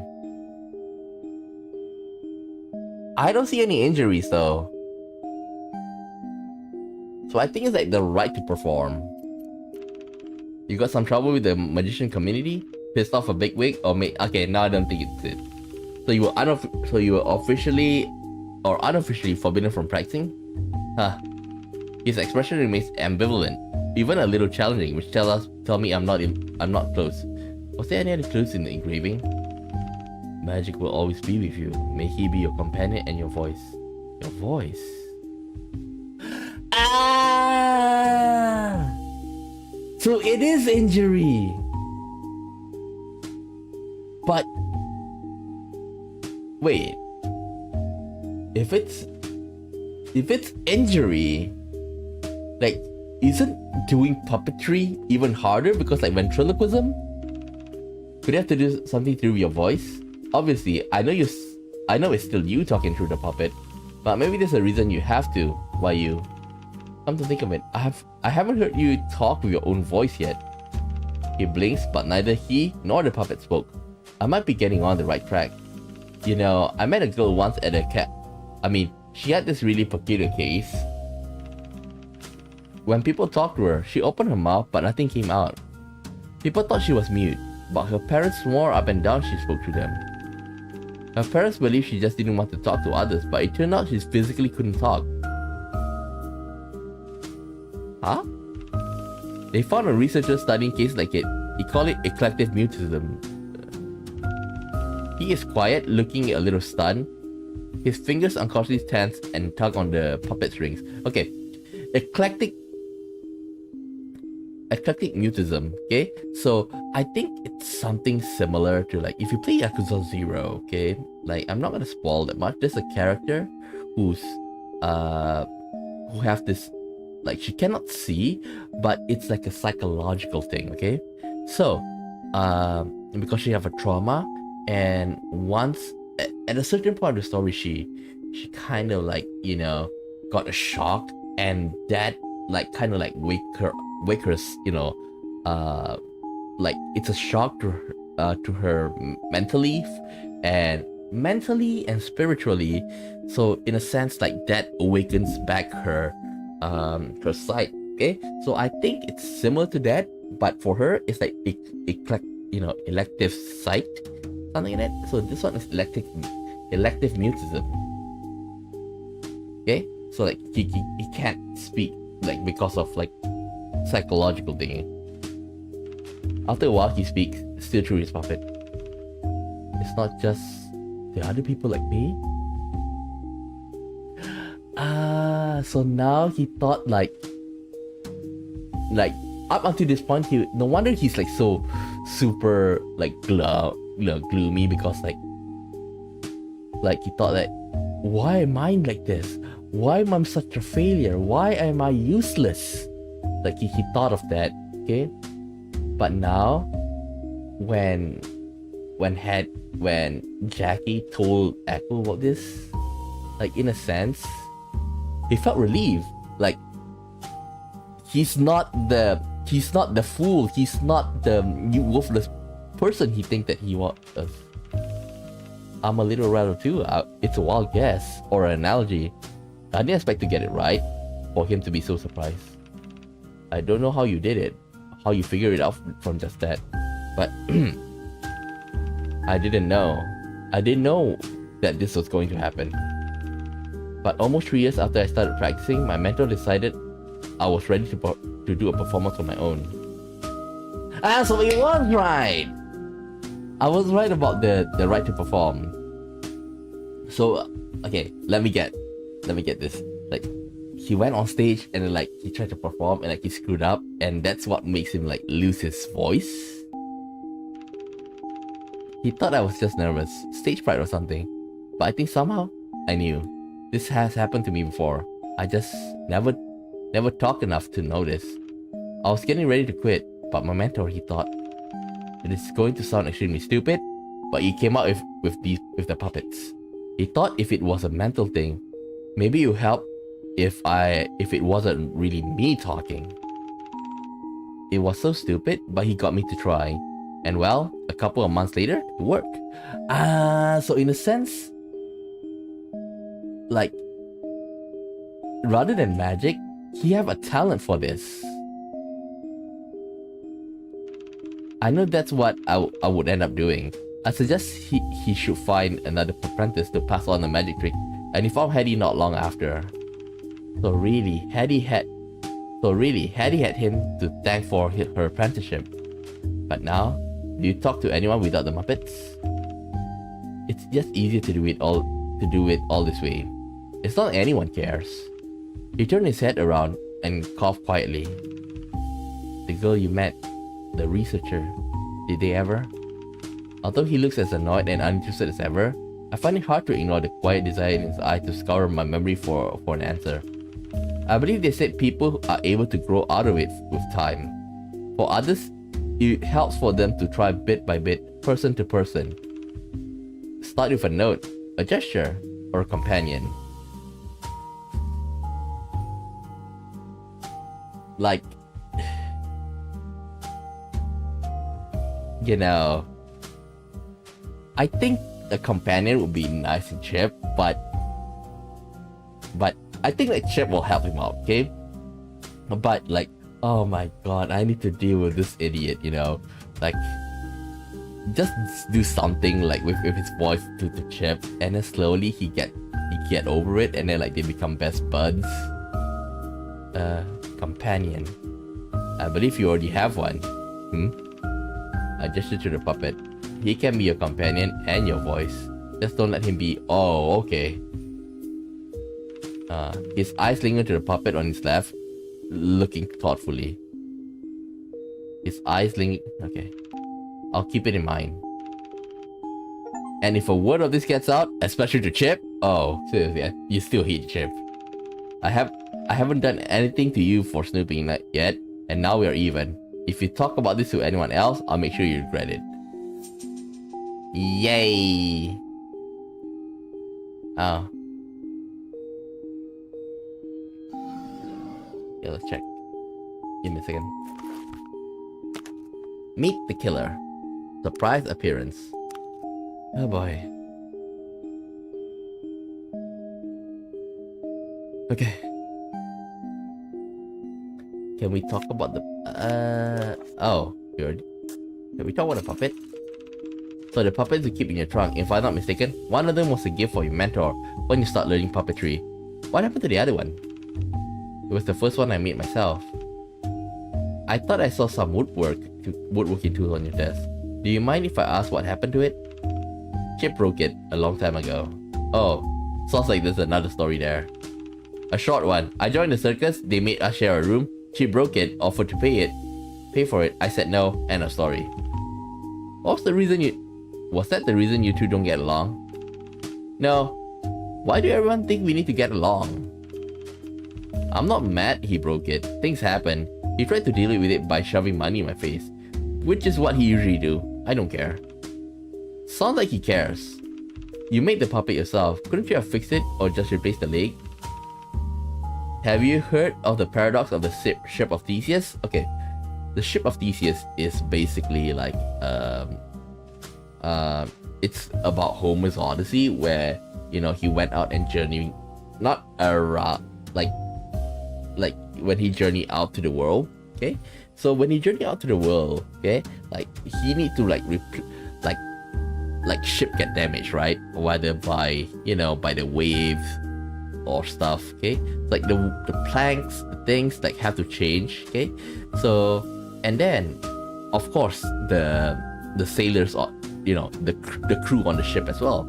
So little by little, like the ship of Theseus change, okay? Like either physically or by the crew on board. So when the ship of Theseus came back after its journey, like all the crews had already left.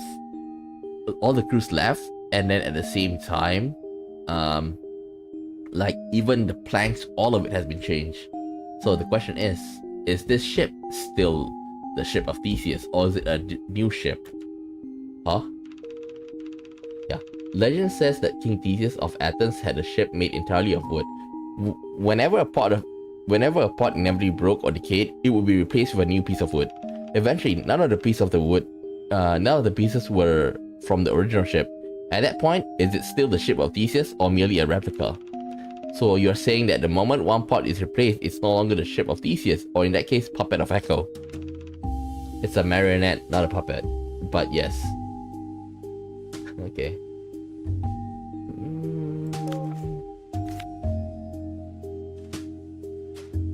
Yeah, we talk about the mind reading act. Have I told you my signature magic trick is? You know you haven't. Well, my trick of choice is mind reading act. Okay. That's it? Okay, no question about it? You know, usually after I say that, people demand a demonstration or ask whether it's real. It's not. That's why it's a magic trick, not a superpower. I've seen my share of mentalist tricks back in the day. It's usually nothing more than a bunch of patter and a few well-placed confederates. Patter? Confederates? I understand every individual word, but the sense doesn't make sense to me. Yeah, same to me. He narrows his eyes at my confusion. You're a magician. You don't know those words? I studied in France. I never learned this stuff in English. I know confederates. You mean confederate, right? What? And that means an accomplice? Oh, people who help you with the tricks, like an assistant? His lips begin to turn downwards. Wait, no, not assistants. Sorry, my English. It's like people who tip you off, probably hiding in the audience, right? Whatever. But how do you know all these things? How did you see the mentalist performance here? I know a few magicians very well. That's right, Shipset Echo was apprenticing with Hattie's mentor. Looks like maybe there's some credibility to it.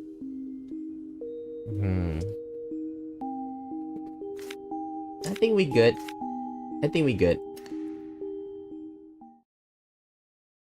I really don't feel like I should go back there, you know, like, let him eat his dinner, you know, in peace. Nothing to contradict.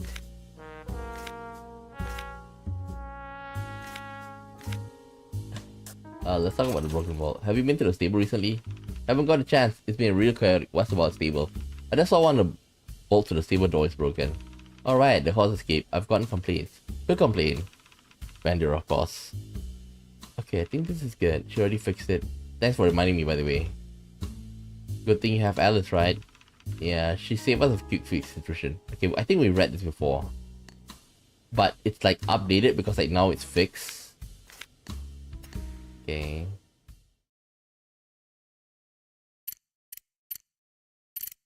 Okay, we go with him first. Ah, there's nothing.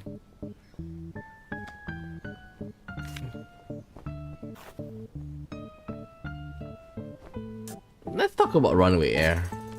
So, Charles Price. Charles Price. That sounds so weird coming from your mouth. That's why I didn't say anything.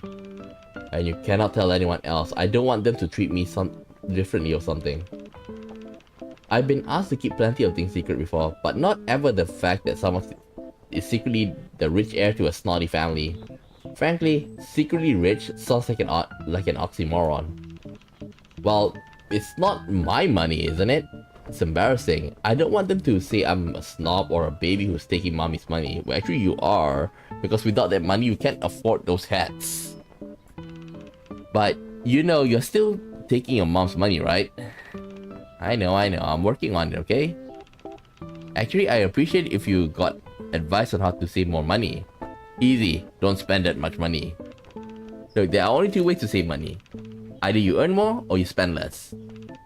He rolls his eyes. Wow, great advice. It really is that simple. How could I make more money traveling with the circus?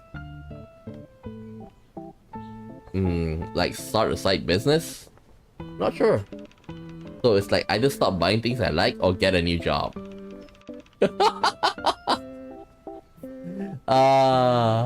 Both things that he doesn't want to do. Like, of course you want to buy a lot of stuff. But then, I would like to say, you could cut back on things, you know. Okay, let's say like, the hat is like, useful for his performances because we did see one of his performances with the hat, right? Why the fuck does he need a cheetah with a golden crown? Well, fake golden crown, but point is that this is definitely not cheap. And look at this fucking lamp! And this golden pineapple! Who the fuck will get a golden pineapple? I'm trying really hard not to pass judgment on how he phrased both options as Herculean level labors. And even if I try to find another job, you know, when they mention Herculean, it seems that, you know, with the ship of Theseus as well, the author is like, you know, a fan of like Greek mythology. And how the ladder seems like an easier option to... Wait, what's the ladder option? Oh, traveling with the circus. So he doesn't mind that. Like, if I'm not wrong, the reason why like he came with the circus is that he doesn't want to be like, you know, his to do whatever his parents say. Like, I understand though.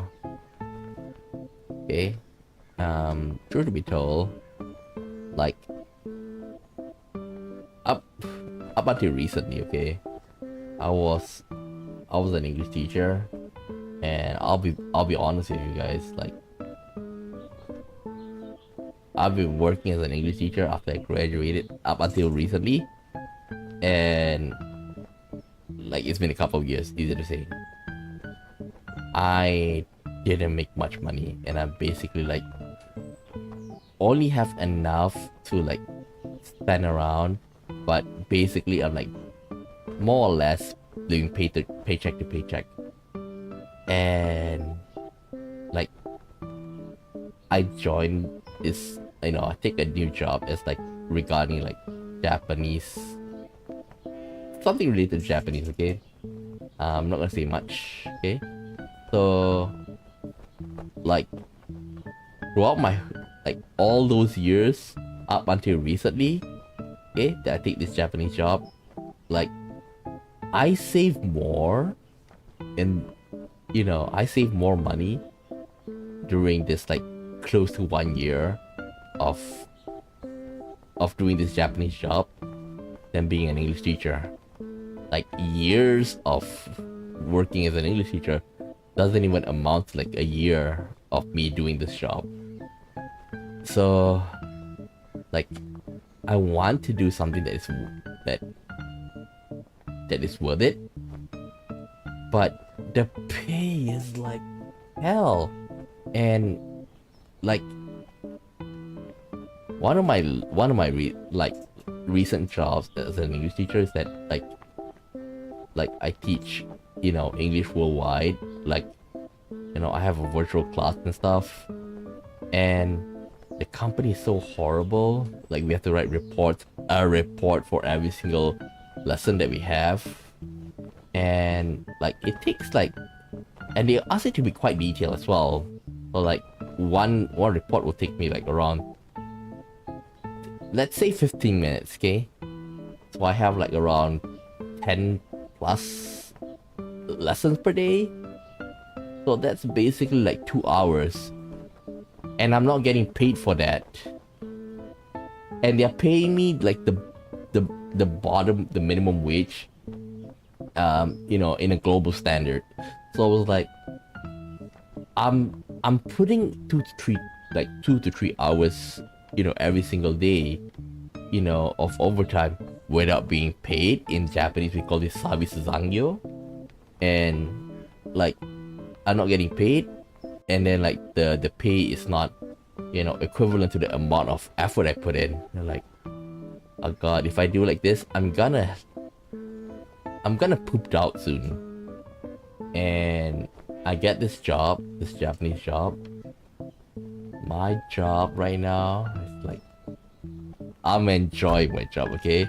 Because like, it's quite easy for now. Like, I'll be honest with you, I doze off like at work from time to time. Okay? And that's how like that's how much that's how easy the job is for me. I'm not saying I'm perfect at it, but like I'm still doing a pretty good job at it, okay? Like I say, I still wanna teach, but education doesn't really pay. Which is quite funny, because up until like 100 or like 150 years ago, like being an educator is like the most like lucrative job you ever have, because like only the rich people can afford it. But now, well, up until like high school, it's like it doesn't pay well. Okay, I'll take that back. Even like in university and colleges, like you don't get paid well, but it costs a lot for you to to enter one. Okay. You wanna know one sad thing? I even work as a lecturer, and fucking minimum wage for it. Fucking minimum wage for a lecturing job. What the fuck? Okay, so yeah, it really discourages me to like continue going on. Okay, so that's about that. So let's get back to the game. But it's Moses. Only he offered me a job, trusting me to work here. Who else will take me even? This is because like his father's connection. Because like his father knows Moses and stuff. Who am I kidding? I'm just a spoiled useless clown telling jokes for a living. Not even my father will let me work for... Seriously? Islam's forward looking completely different from his usual pompous and overly confident front. If you ask me, like in a sense, I think he'll be a great politician. Or like some type, like his father is like a business tycoon in like an entertainment tycoon, right? So I think both he fits, you know, just like, you know, he just needs to tone down a little bit here and there and play it up. Okay, like what I'm trying to say is that if he became a politician like his father right now, right? Okay, he can like his charisma, okay, and a little bit of tricks in there, it's like gonna like draw in the crowd, and then like based on that, like, and his charisma can like make people vote for him. While as a entertainment business tycoon, like he knows a little bit, he have experience here, and not to mention that he knows like his charisma, he can charm like the other like TV executive and like get a sweet deal or something. And of course with a little bit of, you know, bling bling and, you know, bribery will get him away. Because this is 1950s, so like the laws, okay, I'll take that back. In the 1950s, like bribery, corruption, it goes quite a long way. Perhaps I don't need to pass judgment. Seems like he's doing the worst of it himself. Don't. I'm sure you have your own talents. Even if Mosen didn't hire you, you would have ended up doing something else and excelling at it. Do I? Would I? I really hope I don't have to figure that out. Like, just one thing, don't bring your clown act to the, you know, to a different field, okay? But you can play it off as a party trick, like to get their attention. Like you can charm people with that trick, but not as your main thing, you know? So like after talking like, hey, you wanna see a trick? And then like, you know, he did his standard you know, clown trick. I think people will enjoy that. Okay. Let's try the mind reading act. So I have this mind reading act. Really? That's so cool. I always wanted to talk to a mind reader. Here's a question for you. Haha, very funny. So, the answer is you didn't really have a question in your mind. You just wanted to use that as a joke. Whoa, maybe you really are a mind reader. Okay. I think we're done about that. Okay. Let's check out if ID.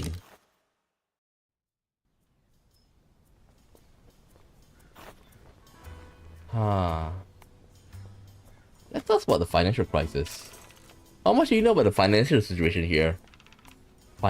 Like how our business is doing? You have to ask the boss. Well, here's the thing. It's not doing great. He told you that? I guess you can say I learned it by chance. She looks down at the cigarette in her hand, with her eyes obscured. It's hard to say whether she is affected by the news. Not doing great, huh? And now that Hetty's not here. No offense to you, but once everybody knows what happened, there's bound to be a fallout. I don't know if you can survive this. What will you do if the circus closes?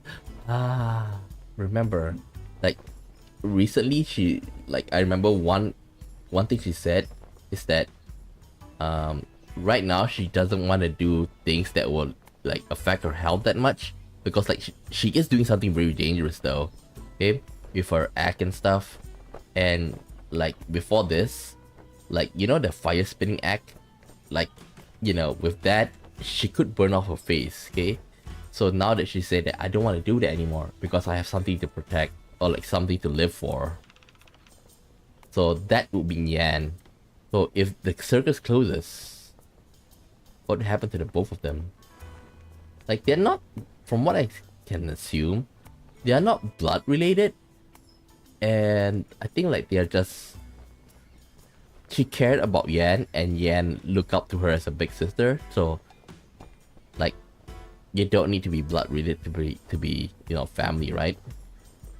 So being, you know, having her livelihood taken away, it's gotta like sting her a bit. She chuckles softly with just a hint of bitterness. I'll live. You don't know. We don't know what's going to happen to the circus yet. I have a feeling. I had a feeling like this before, and they were always right. Nothing good lasts forever, right? Ah, Eddie. Right. Pity you just got here too. I was looking forward to getting to know you. Well, we can still keep in touch. Perhaps. Hmm.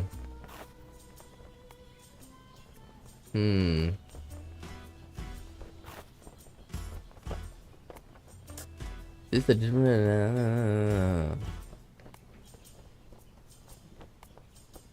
Yeah.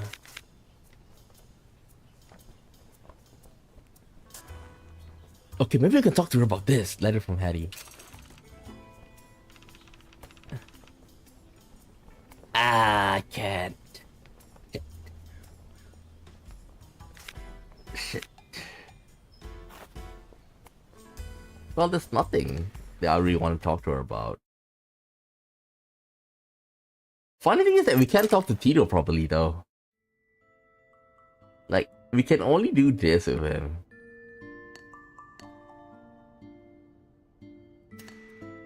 Wait, give me a second.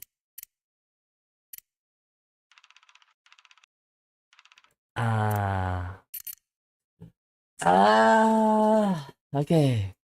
For for Jackie, she can't go to the big top and the fair, and for and for um and for the detective, he can't go to that. Like basically the stable and the backstage. But I feel like since this is about like the circus people, they tend to be more at the backstage and stable rather than the big top and the fair. Well, there is like a side thing at the fair, but still, like I feel like the detectives like have a harder time with it.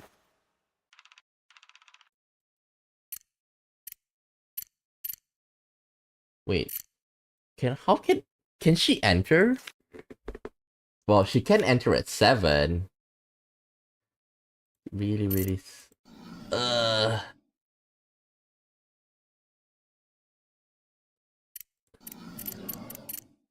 I kind of got a feeling that if we don't solve this case, she's gonna die.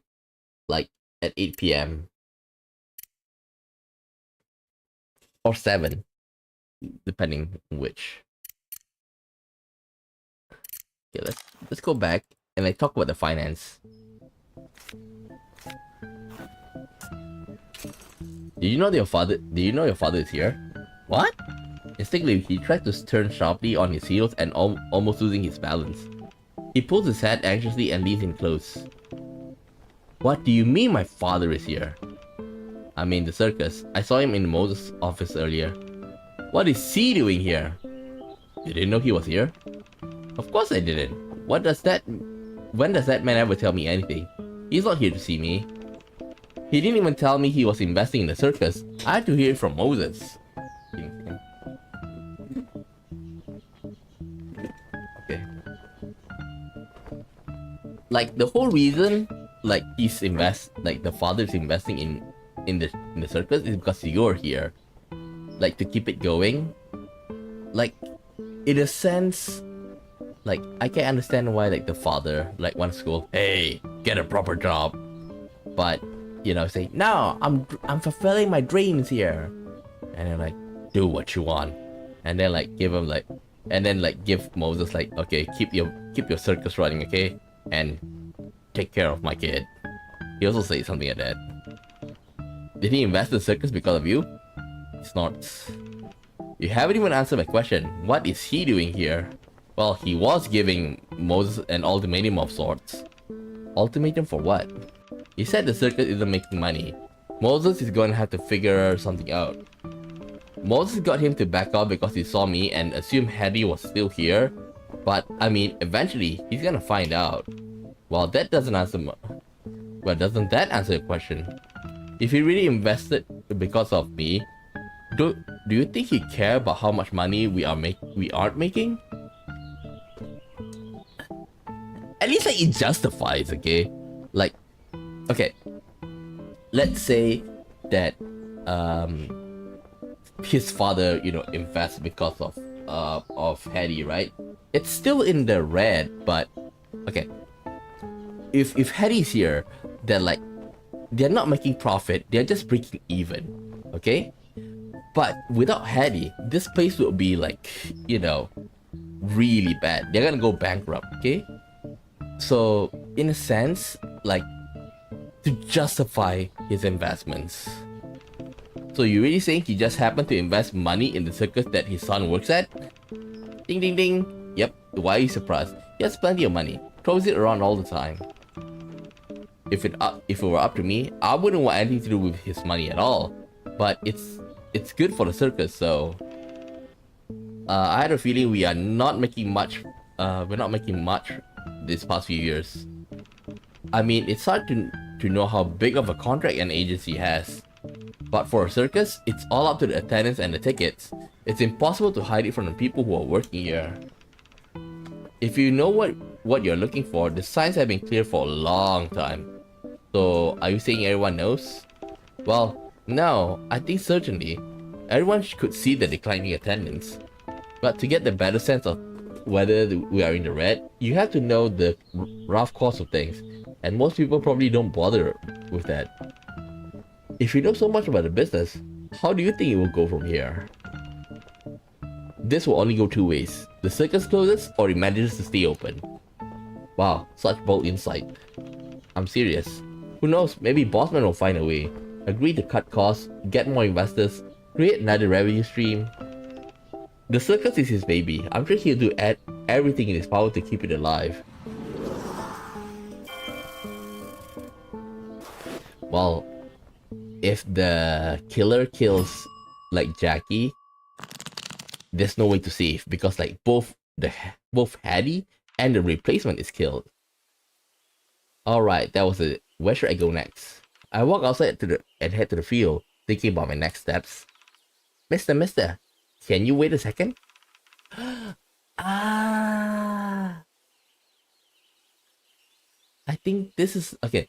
Like a while ago, that when Jackie received like a letter, like Alice was delivering it, saying that this boy or something, like a kid delivering the letter if you give them money. So I got a feeling that, you know, this kid is also gonna deliver a letter. I turn around, there's a boy behind me staring at me with curious eyes. He's thin as rails, with a shiny smile despite a few missing teeth. He's bouncing on his toes and looking around every other second, radiating infinite enthusiasm. Doesn't look that skinny though. Sorry, are you talking to me? Yeah, you're the... He looks around before mock whispering in my ear. The big detective, right? I suppose. That's right, I have a message from the boss for you. He wants you to go to his office as soon as possible. The autopsy! You mean Moses, right? You over the circus? I sure am. I deliver messages and stuff. Everyone calls me Little Lee. Nice to meet you, Little Lee. So Moses asked for me? Did he say what it's about? Nah, the big people stuff. I don't ask questions. Well, your message has been delivered. I gotta go. Before he runs away, he turns his back to me and performs a mock salute. Nice to meet you too. Nice to meet you too, big detective. Hope you solve the case. The kid certainly moved fast. No wonder they have him deliver messages. Speaking of, what does Moses need me for? It sounds urgent. I better head over now. Excuse me. Mr. Jones, please come in. I take it you received my message? I did. Your messenger boy is very chipper. He's fast, he's eager, fast, and loyal. Doesn't ask too many questions. He's one of the best workers I have. What's the urgent message? I just received a visitor from the police department. Looks like my pestering has worked. To a certain extent at least. They still didn't make it clear they don't intend to do anything about the case, but they did deliver this. He goes back to the table and pulls out a file. They gave you the autopsy report?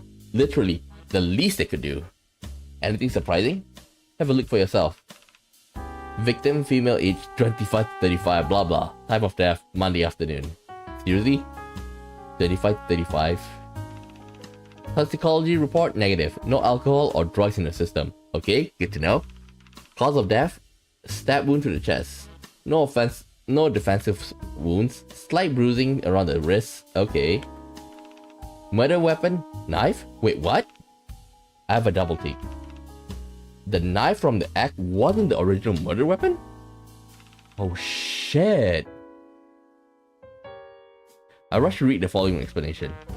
Whereas the throwing knife should be expected to make a linear wound with both pointed ends, the actual wound is more triangular.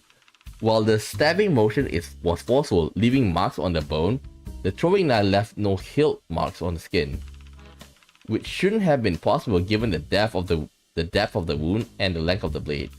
However, as the wound matches the throwing knife width, we can only deduce that either the original murder weapon has a similar width, or it's possible that it had a narrow blade, but the wound was widened by the insertion of a throwing knife post-mortem. She was stabbed! Therefore, it's likely the initial stabbing was done with a sharp weapon with a thicker blade and with duller edges. What? Either longer or hiltless. Either equal or narrower than the throwing knife. Huh.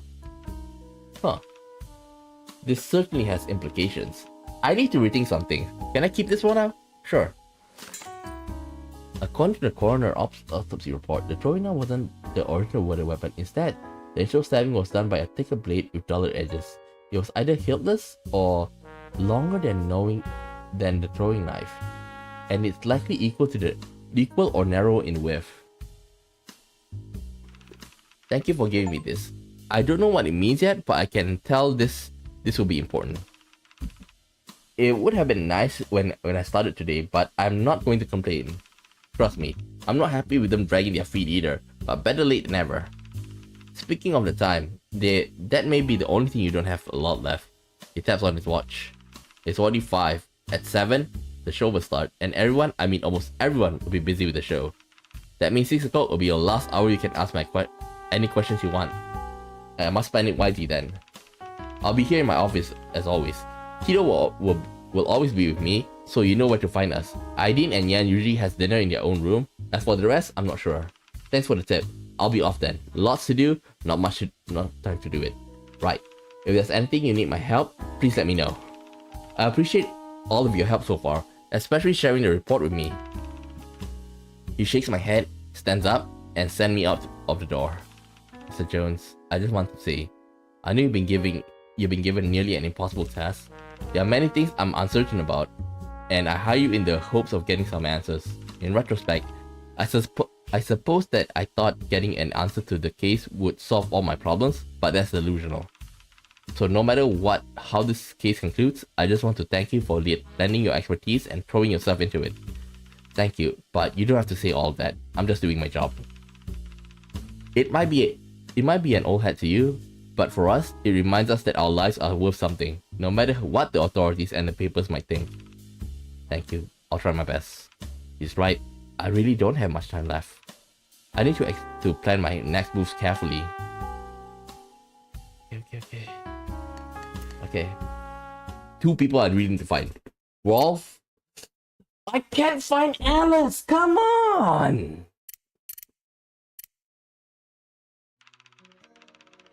Okay, we need to talk Rolf. When I walk in, Rolf is already standing in the middle of the circus ring without any props or bells and whistles. Simple warm lights illuminate the inside of the big top. I can clearly see the faces of the people sitting across the ring. Rolf rubs his hands together a little nervously, uncomfortable with the entire tent on him. Hi, I'm Rolf, the animal trainer. I have a horse riding show for you. Coming right up. He signals to the staff and music starts playing in the anticipation. He turns around and vanishes through the stage curtains. A few moments later, I hear the telltale of a horse gallop. Rolf bursts through the same fluttering curtains on horseback. He's on a majestic black stallion with a mane that practically glows beneath the big top light. A few light trots later, they change into the center of the ring, bathing in applause. Give me a second. One hand gripping on the reins, he pats the horse on his back and starts racing in circles around the ring. Okay, I need to get the alibi from Rolf. Seriously though. Seriously, when are we gonna get the chance to meet Alice? One hand gripping the reins, he pats the horse on his back and starts racing in circles around the ring. I haven't seen many horses in my life, but I always thought professional riders are supposed to be short and slender. Rolf is probably the biggest rider I've seen. His long legs and wide shoulders probably look funny on any other horse but this one. But together, they look perfectly balanced. They are one creature, not two. 2 laps later, Rolf swings on one his leg over the horse's head and dips, 2 legs straight on the side as if he's preparing to leap.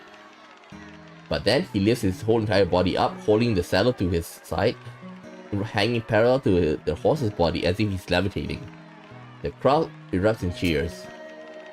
I can't really see the expression of his face at the speed he's moving, but he's quickly pulled himself back up on the horse and waves with both hands. Rolf rotates as the horse circles. He never stops changing position. I never have guessed he had such flexibility. The way he moves on horseback more closely resembles a gymnast than a jockey. He rides backwards, upside down, and finally stands on top of the horse, which never stops galloping. He then whistles and a brown horse charges out from behind the curtains. Without any other direction from Rolf, the new horse enters the ring and positions itself beside the black horse. Rolf leans down and gathers the new horse reins and in the opposite hand as the black stallion.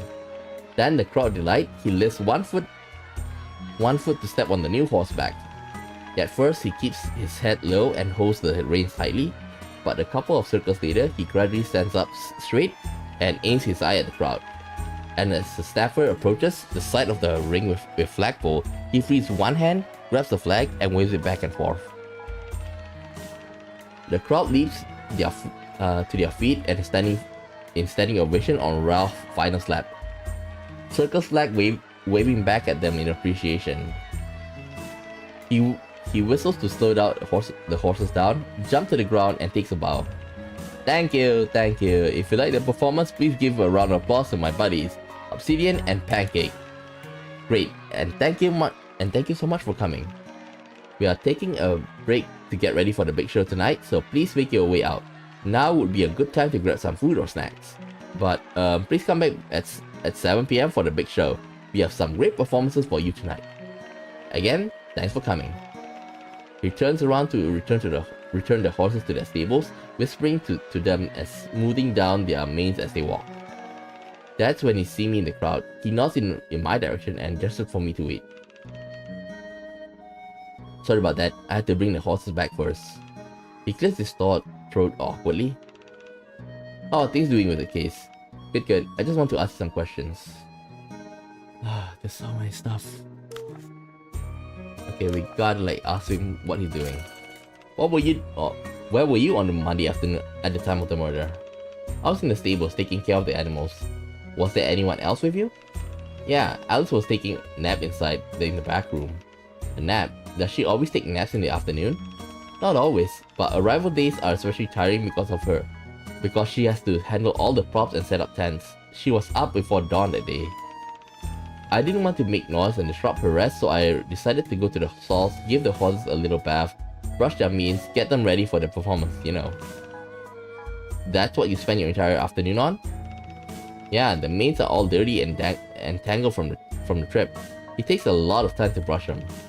So, when did you learn about what happened to Hattie? I don't really remember what time it was, but later in the night, Ideen came to find me and told me what happened.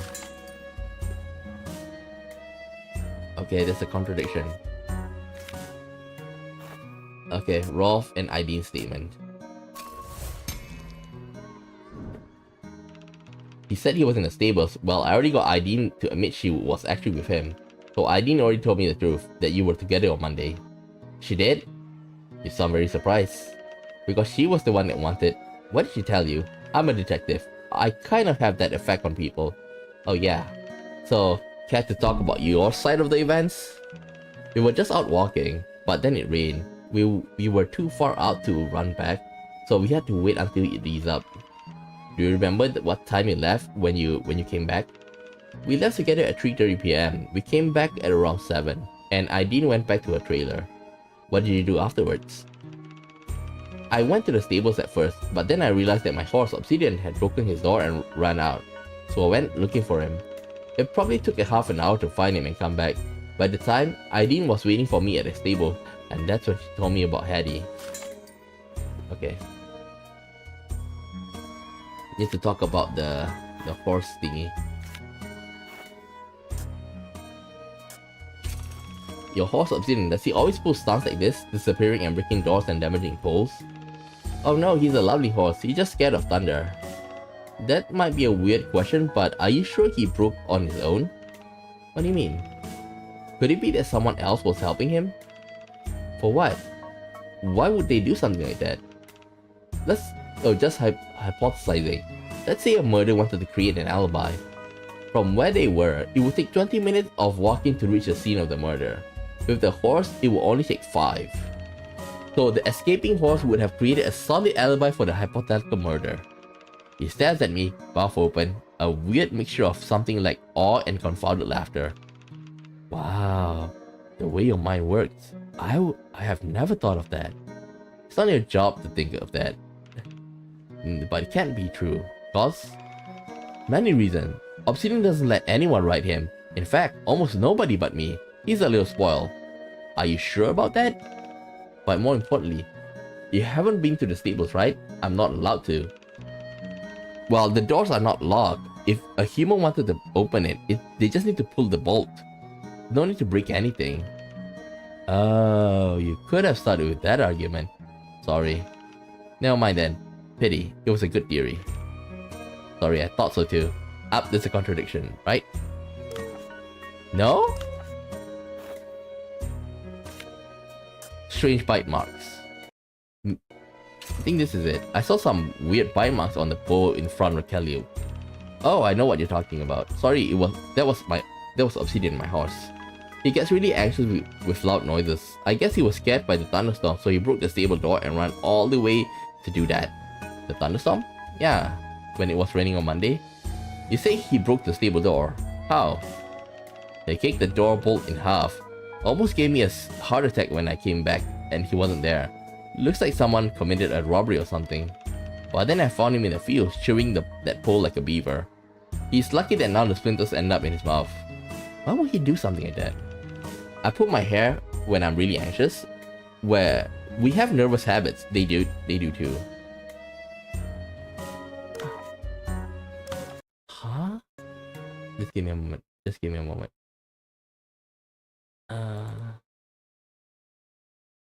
Browse the event and escape. Okay, we got it. We got it. Okay. I think we're good. I think we're good.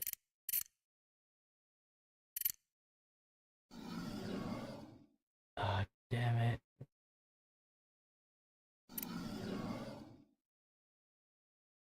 Wait.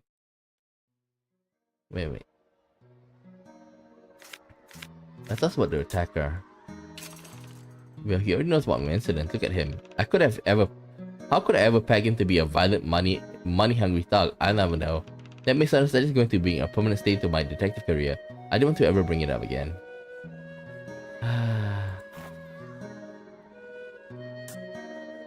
Okay, I don't think we need to ask about the secret romance. I need to press on Yan about this. This time when I enter the fair, I know to head to the side ring to check out what performance is going on. A small group is gathered around the rope circle, outlined inside the ring, but in the middle of the ring is a makeshift changing room with curtains obscuring what lies inside. A few staff members are working busily with something inside, and they are whispering and subtly looking around, as if waiting for somebody. Just as I poke my head around wondering what's happening, someone bumps up behind me. Hey, let me go through. It's Yan, poking me in the waist. Her other hand is clutching a box of popcorn. Go to where? She casually tosses some popcorn in her mouth and points behind her back to the curtains. There, it's my act. Oh, sorry, you should go. I watch her slide over and hop over under the rope barrier without spilling a kernel from the overfilled box of popcorn. Then she went through the curtain. I have no idea what's going on. The crowd clearly doesn't either, judging by the way they are whispering among themselves. What the fuck? Moments later, the curtain opened. In fact, the workers had dismantled the entire contraption. Yan standing in the middle in a different outfit. She seemed to have put a long, loose robe with sleeves that almost fell to the ground. Yeah. She's standing on a carpet that resembled a thick cloud, likely made from either wool or cotton. Besides her is a long staff that appears to be surrounded by flying birds. Yeah. None of this helps. I still have no idea what the act is supposed to be. And then she moves slowly and retracts her legs. What the fuck? Ah, it's that trick. It's that trick. Like they have like, you know, this thing is connected to the body, and like this is like place for her to like sit. She moved in a cross-leg pose mid-air. One of her hand is still on the staff, but lack for a better description, she's floating. What? How did she just do that? It must be the cane. She's holding on to something, but it doesn't look like it. She levitates on top of the cloud effortlessly, looking a little bored. In fact, when I focus on her face, it looks like her mouth is moving slowly, but she's not saying anything. It looks a lot like she's chewing. She must have stuffed her mouth full of popcorn before she went on. She shoots at me a conspiratorial look. I don't know if she knows I figured out what she's doing, or she's simply saying hi. I wait a while, just observing the other people here. People come and go. Some walk around the rope barriers, trying to find the trick angle. Everyone speculated about the staff and the carpet. When I look back, I almost laugh out loudly. While she has one hand on the staff, the other hand currently under her cheek, as if she's preparing for a quick snooze. Her head is leaning further and further into the palm, and her eyes are closing. Ahem! Ahem! Everyone whips their head around to look at me, which is perfect because they miss Yan snapping and almost falling off. Sorry. I look at her. She hurriedly sits up and lifts her head. Things go smoothly after that, although she looks ready to doze off every other minute. An eternity later, the curtain crew return. She shrugs off the jacket and heads back over to me. I didn't ask you to wait. I was enjoying the act. It's not an act. It's just sitting on a thing while wearing a thing. Yeah, I could guess how the mechanism worked. I can tell you were bored. Please ask me your questions now, or I'm really gonna fall asleep. That's a contradiction. Your statement and Idine's statement. Yan told me she was with Idine on Monday in their train car, but I already found out Idine wasn't home. She was out with Rob. So Idine told me the truth. She wasn't with you on Monday. Okay. That's all you have to say? She shrugs. I was in the trailer the whole time. I was just listening to the radio. Just give me a moment. I want to go to the toilet. Toilet.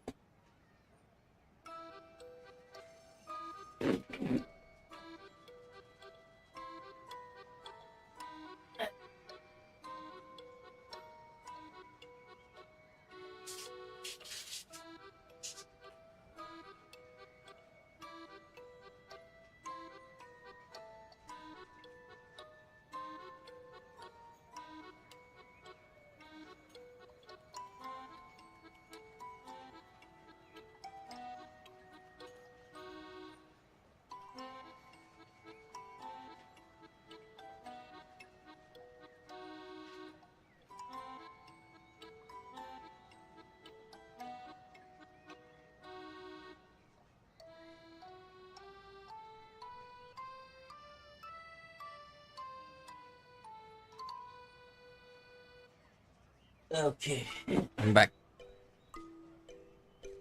Do you remember when Idine came back?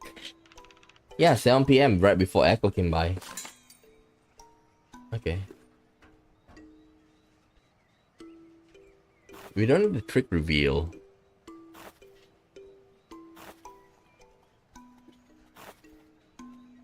Okay, we're good, I think. Next, I need to talk to Chip. Contradict. No contradict? Yeah, no contradict.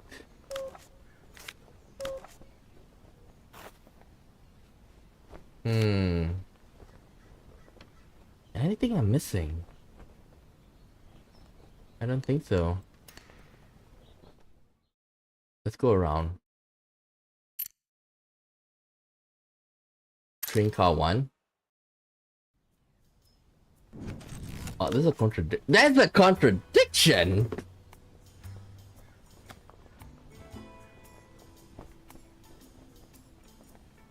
That's a contradiction?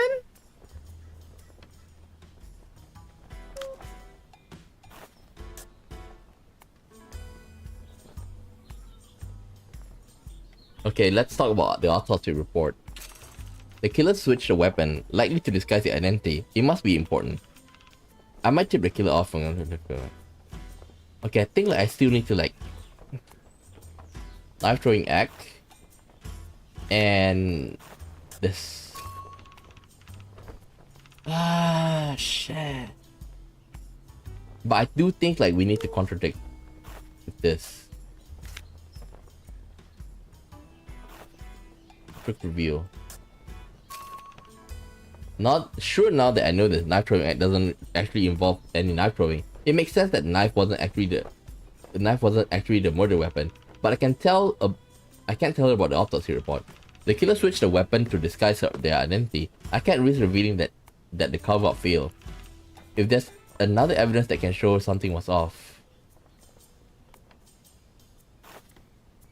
Huh?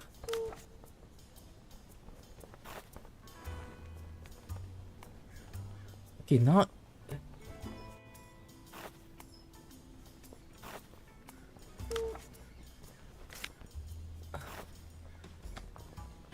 Oh god. I know autopsy report is it, but ah! Oh. Fuck, sorry.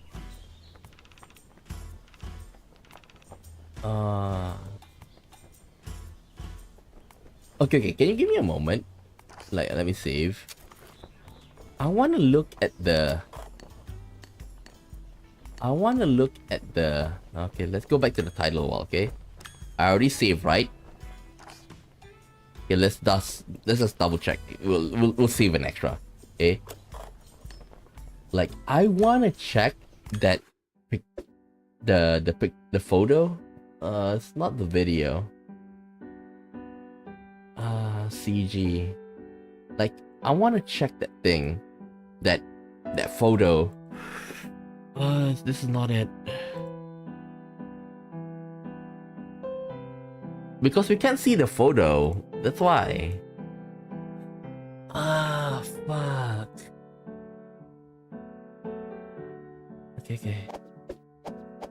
Continue. Because I want to see this photo. That's not what I'm here for. Like, I want to like zoom in on this.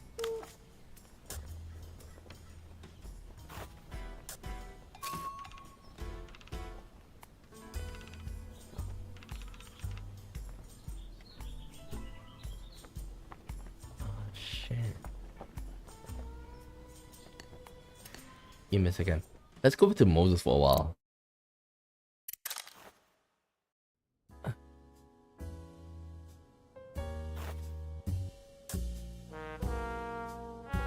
Okay, let's talk about the autopsy report. So about the autopsy report, what are you thinking? Well, there are a few things. First of all, I'm thinking about the what. What was the murder weapon? I don't know what this description point to. Longer, narrower, thicker. They don't have a rapier somewhere in the circus by any chance. Not that I'm aware of. Secondly, I'm thinking about the why. The why? I got it! Okay, we know about the trick, right? Like, they are using like a fake knife. So I think what happened is that they accidentally threw the prop knife. Well, not the prop knife. The trick knife, where like it's supposed to be like, you know, it's behind the thing. It's behind the board. So I think like that's it. Okay, that's what I think it is. Why did the killer feel the need to swap out the murder weapon? Okay, was it because the original one was a dead giveaway for their identity? Was it done to set up the crime scene to look like the knife throwing act? If it's the former, it tells me that it was likely... Wait, that doesn't really make sense. Okay, I actually thought about the knife throwing act. It's that the trick would like... It's the other way around. The knife push... The knife push from the back inside. If it's the former, it tells me that it was likely a crime of passion, so the question becomes, what brought this on? But if it's the latter, then the killing weapon is premeditated. But I must again ask, why? Why use a different than try to disguise it? Why the throwing knife? What does it mean? This particular act of disguise, once revealed, might tell us what the killer was thinking than anything else at the crime scene. Of course, thirdly, I was always thinking about who. What's the $1 million question? So, what is the murder weapon? Why switch it out? Who did it? These questions seem more intertwined than ever. Who won thread loose? And the rest will be unraveled. He nods solemnly. I know that there really isn't much time, but I'll do my best. Okay. So we didn't get much out of him. Shit. We're running out of time. Photo the crime scene. I don't see the concentration.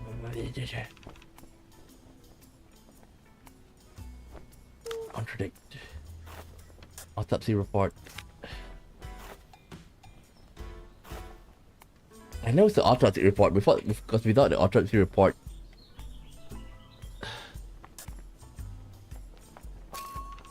I don't see how it's a contradiction.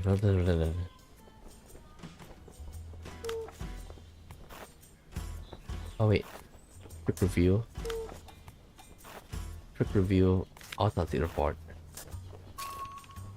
I know that the knife throwing doesn't really involve any knife throwing. It makes sense that the knife wasn't the actual murder weapon. But I can't tell about the autopsy report. The killer switched the weapon to disguise the identity. I can't reveal the cover-up failed. if there's another evidence I can show, another evidence I can show you something was off. Trick reveal. Like, it's useless to present. It's useless to like put like knife throwing, like trick reveal and knife throwing. That's what we get. Okay, this is the most important one. Ah, this one. Something in the photo doesn't make sense. What is it?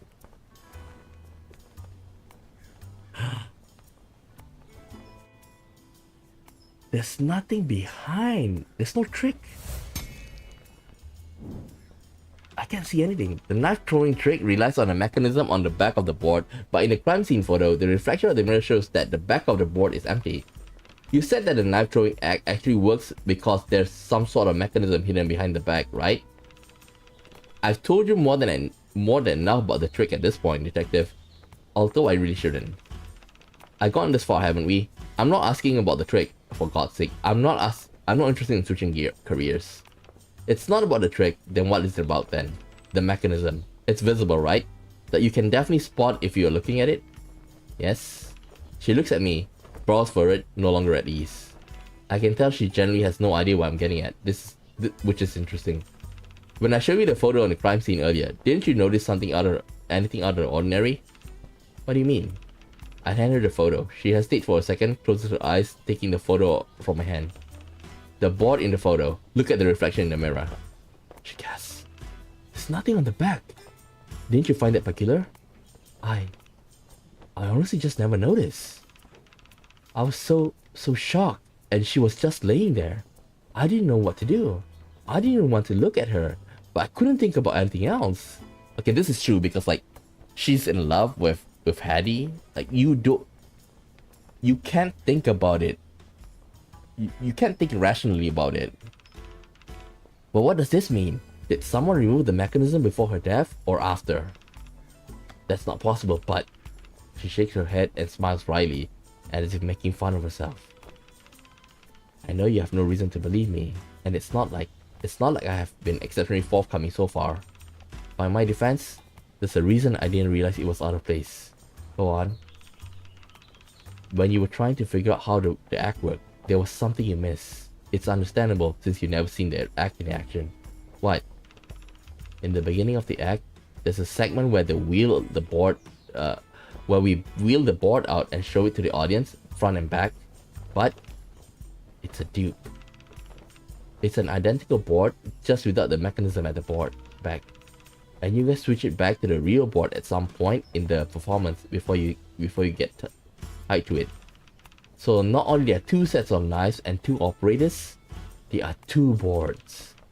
And the one Hattie was tied to is actually a decoy. That's right. But it doesn't make any sense. Why? I was sure what happened to Hattie must have had something to do with the act. Like she was practicing with someone, testing the mechanics or something. But this doesn't make any sense. The board is just to show the crowd. It has never actually been the target. Curiouser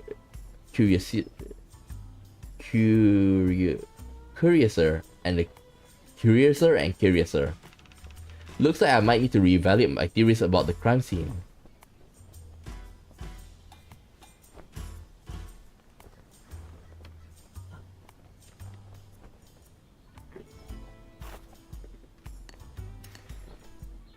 Okay.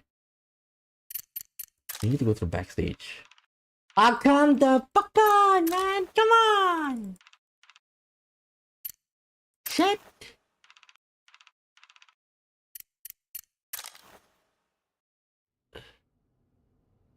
Nothing.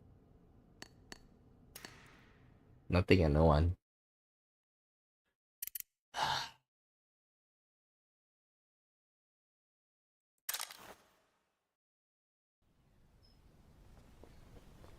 Nothing.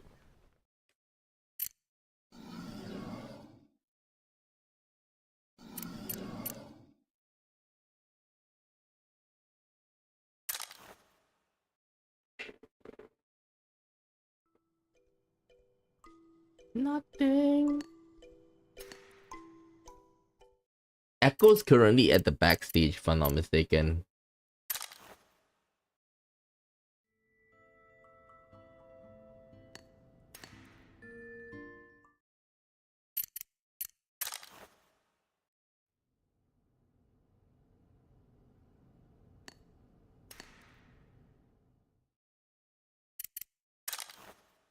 Seriously, don't know what to do now.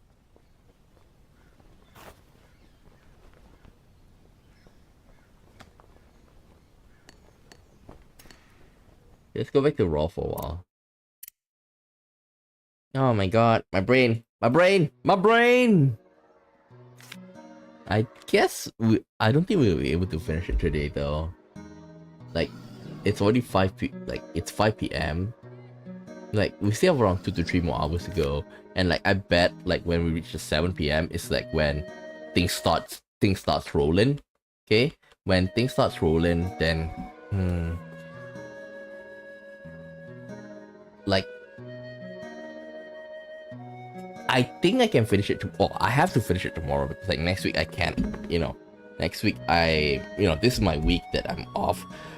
So like, I'm thinking that if tomorrow morning, if I can't finish it, I'll stream another extra one at night. But man, this one is like, wait, let me double check. How long have I been playing this game? Damn, I have 10.6 hours on it right now.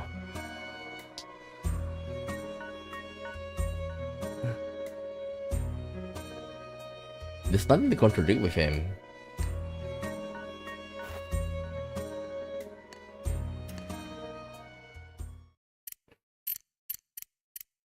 I don't have anybody to talk to. I also want to find the one who attacked them. But we kind of got... Okay, maybe we need to see Aideen. And now we talk about the autopsy. Okay? Like, now, everything points to Alice, because, like, Alice knows that thing, so, yeah.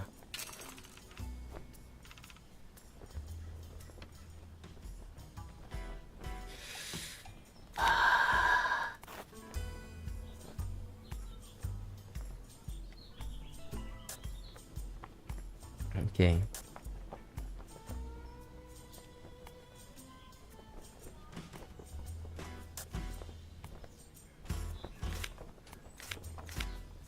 Maybe I should go with Rolf. I talked to a lot with Aideen. I have no idea what to do now, man. Secret romance.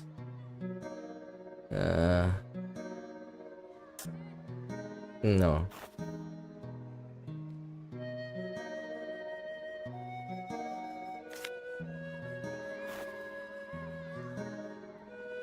We can't show them this. Okay, why don't we just talk about the secret romance? So you and Aideen, he doesn't look at me in the eyes, still avoidant and shifty, as if uncomfortable with the subject. But he can't stop the corners of his mouth from lifting. Yeah. How did this happen? Is it recent? Yeah, it's new. But you two have known each other for a while, right? What changed? Well, you have to ask her. For me, it's not so new. She's a very beautiful woman. No, well, I remember when I felt... One of my mares, Toasty, was pregnant. Huh? Okay, I can't see how this leads to that, but I'll let him go on.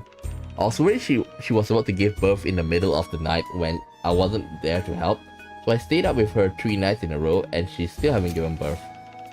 Aideen was pretty new in the circus. Yan wasn't even here yet, but when she noticed that I was practically falling asleep in the middle of my shows, she asked me what's up. And when I told her, she offered to help. She said she'll stay up in the stables while I took a nap.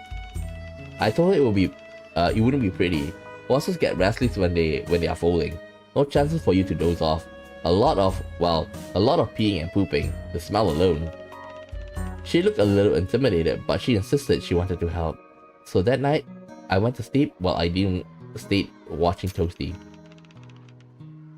I got in a good 4 hours of sleep before she woke me up at 3 AM, telling me it looked like the water had broken. When I went to check, it wasn't good. We couldn't see the foal's head. It looks like she was stuck. Toasty was whining. Aideen was so worried and asked me what I could do. Truthfully, I didn't have much of an idea. I told her we should wait. Maybe things will sort themselves out. So we stood there. An hour later, things were looking worse and I had to try something. In better circumstances, I'll never let a lady like her see me reaching my hand inside a foal, but yeah. But I can see why why like Aideen is, you know, it's also like waifu material, but yeah, I just want someone to take her out from the, from the circus, Even she knows that this is not gonna go well, but, she has to like go through it. I was so embarrassed, but much more worried about Toasty and her foal. I tied 2 ropes around the foal's leg inside her mother's womb, starting to pull out hard as I could, but it wouldn't budge. I turned to Aideen, worried and terrified, and I thought, hell, I figured this lady would hate me for making her sit through this. Might as well ask one more thing. I asked her to pull. You asked her to pull with you, and she did. We pulled and it came through. You can't imagine the joy both of us had when the foal came out, wet and wrapped in placenta, but breathing and blinking. Okay, Toasty was licking her clean, and she was standing straight up not long after. It was a miraculous sight. And that's when the sun came up, and I looked at her, stinky and sweaty, with bloodshot eyes and her red hair sticking in her face, smiling and petting the foal. That's when you fell in love. Maybe not then, but certainly when she didn't hate me for it. Actually, she thanked me for the experience and for saving the foal. Damn! I hate this. The fact that they made me like enjoy this moment. Like, how the fuck you make me a nice scene about an animal giving birth? Or like when it started, I was like, wait, are you seriously gonna talk about animal giving birth? And I don't know how to react when it says like, I don't know how to react when it says like, what is it? When he said something like,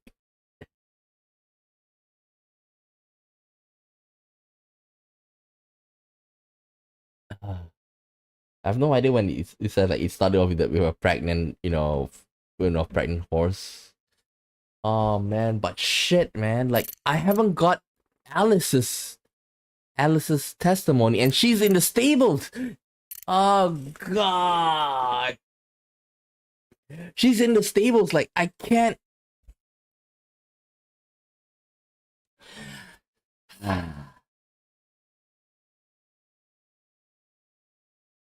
Like the detective haven't met Alice yet. That's the thing. Like I've been eyeing up Alice since like, okay, in the first few hours in the morning, I didn't notice it.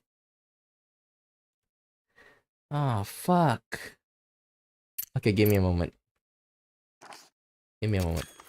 Okay, no. Let me load. Let me load.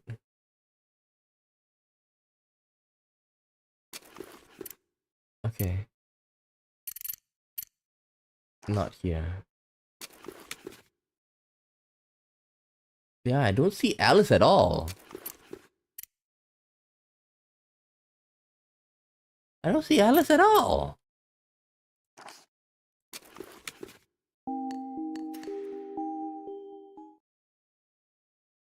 Seriously though.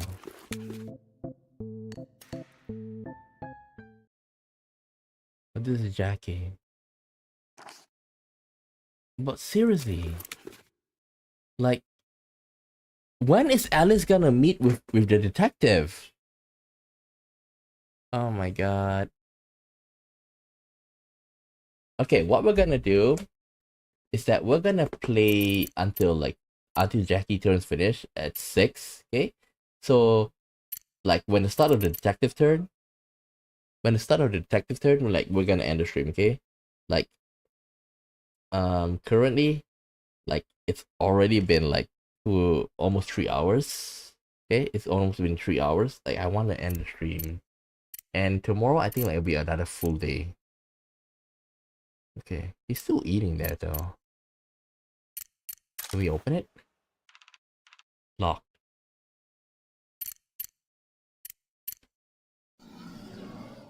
Surprise attacker. Surprise appearance deleted. Oh. Oh fuck. Alice is probably the killer.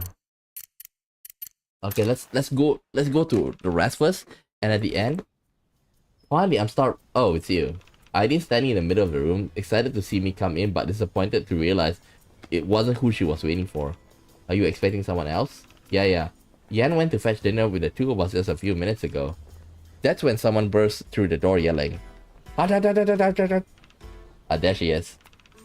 Yan rushes like a tiny whirlwind of yellow and blue fabric and black hair, dumping whatever she was holding onto the table with a loud clang, and that makes both me and Aideen flinch.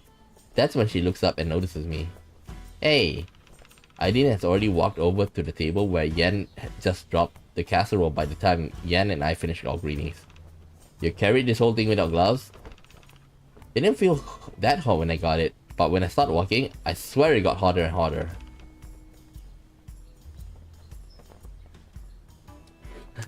Aww. Like, the more and more I see Aideen, it's like she should be taken out of the circus, you know, not out of spite, like out of kindness, like because like this is the only thing she knows how to do. So that's why she feel like she's stuck here, but she also want a better life for Yan. Give me your hands. Do you need cold water? I'm fine. She still reluctantly puts her hands out, which Aideen immediately grabs for a closer inspection. See? Fine. I have this thick skin thing for the trade. Calluses. They're called calluses. Whatever, it didn't burn me. Next time, ask them for a wet towel or some oven gloves or something. Okay. She's just saying yes to end the conversation. Been there before. But if it burns your hand, imagine trying to climb a rope ladder with that. Ow. Alright, I get it. No burning. Aideen rolls her eyes and invites both of us to the table, dragging the chair from her vanity desk over to accommodate me. Jackie, have you eaten yet? Come and have some with us. This might not be enough for the three of us, but you're in luck. Aideen sets the utensil on the table and walks over the little stove heating the tea kettle and the other end of the room. No! Aideen starts laughing. I'm sorry, what's happening? Yan looks at me with gritted teeth. That's my sweet potatoes. Come on, there's enough going around. Aideen opens the burner under the stove and fishes out a few fall wrapped sweet potatoes. The casserole may not be enough for the three of us, so good thing I had these cooking. One for each of us, agree? Yan shoots me a look, and I just know she'd be having two of them if I weren't there. If I were a kinder adult, I would have let her have mine, but the sweet potatoes look too good to pass up with a perfectly crispy skin and gooey orange interior. Sounds amazing. Thank you for sharing. I was wondering if I was going to eat before dinner. Yan sighs an exaggerated disappointment, and we all sit down at the table to dig into our meal. It's so good. I love a casserole. So Jackie, are you excited? Nervous for the show tonight? It's your first time performing at Morgan's Traveling Circus. You have to pretend. There'll be a lot of pressure. Yes, I hope everything goes smoothly. Well, if there's anything I can help with, just let me know. Okay, let's ask both of them questions and see if there's any contradiction. Boring. You go talk over there. I'm still eating. Sure. No contradiction. No contradiction.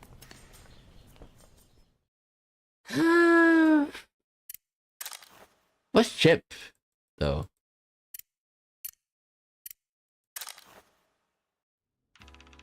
When I entered the office, I see someone I would never have expected. Moses is seated behind the desk, as always. But Tito, the 10-year-old... Yeah, see? Like I say, like, this is the 1950s, like, compulsory education is not there yet, so that's why the 10-year-old is here. But Tito, the 10-year-old fortune teller, is sitting right across the Moses. The documents and books on the table have been moved onto the sofa. In their places are several plates of food. There are a large casserole dish in the middle. On one side is a plate with sugar cookies.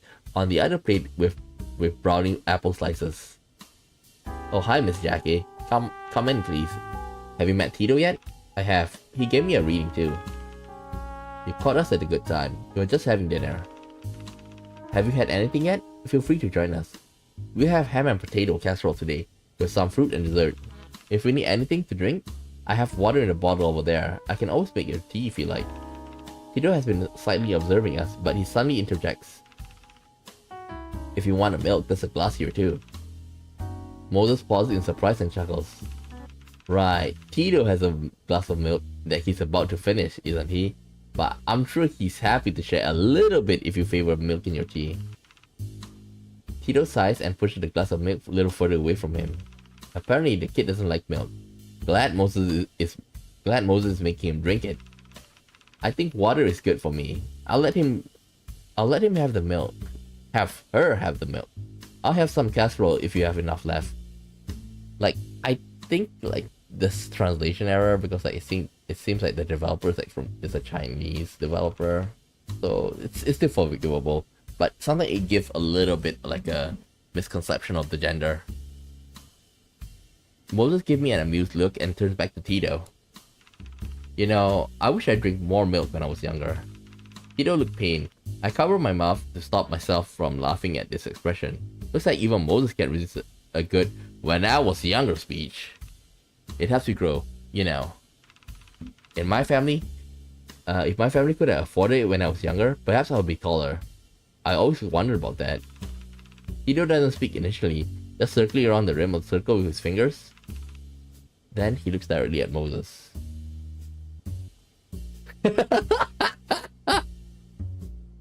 This is such a memeable scene. Bitch, no thank you. If that's the case, I insist you have it. The fuck up. If that's the case, I insist you have it. The whole scene is hilarious. I only see Moses as a serious and authoritative businessman, not as a tired pseudo grandparent.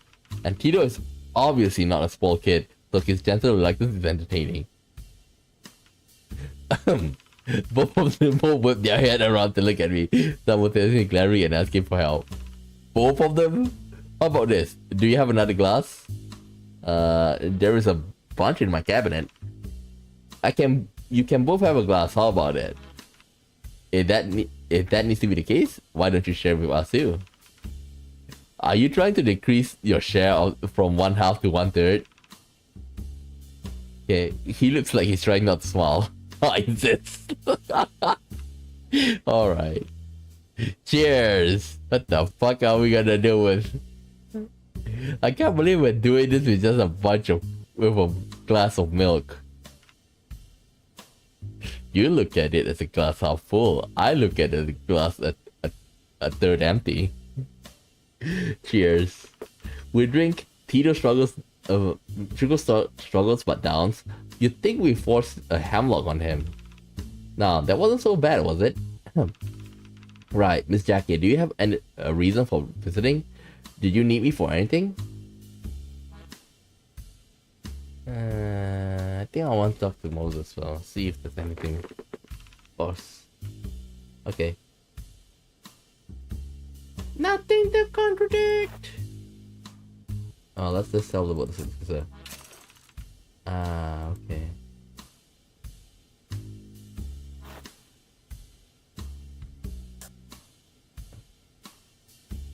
Okay.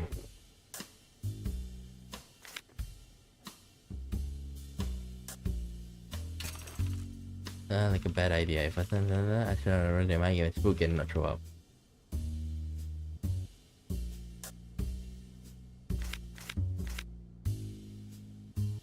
Okay, never mind.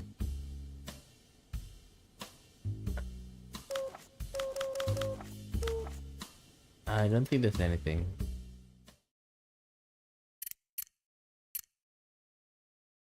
He's still eating?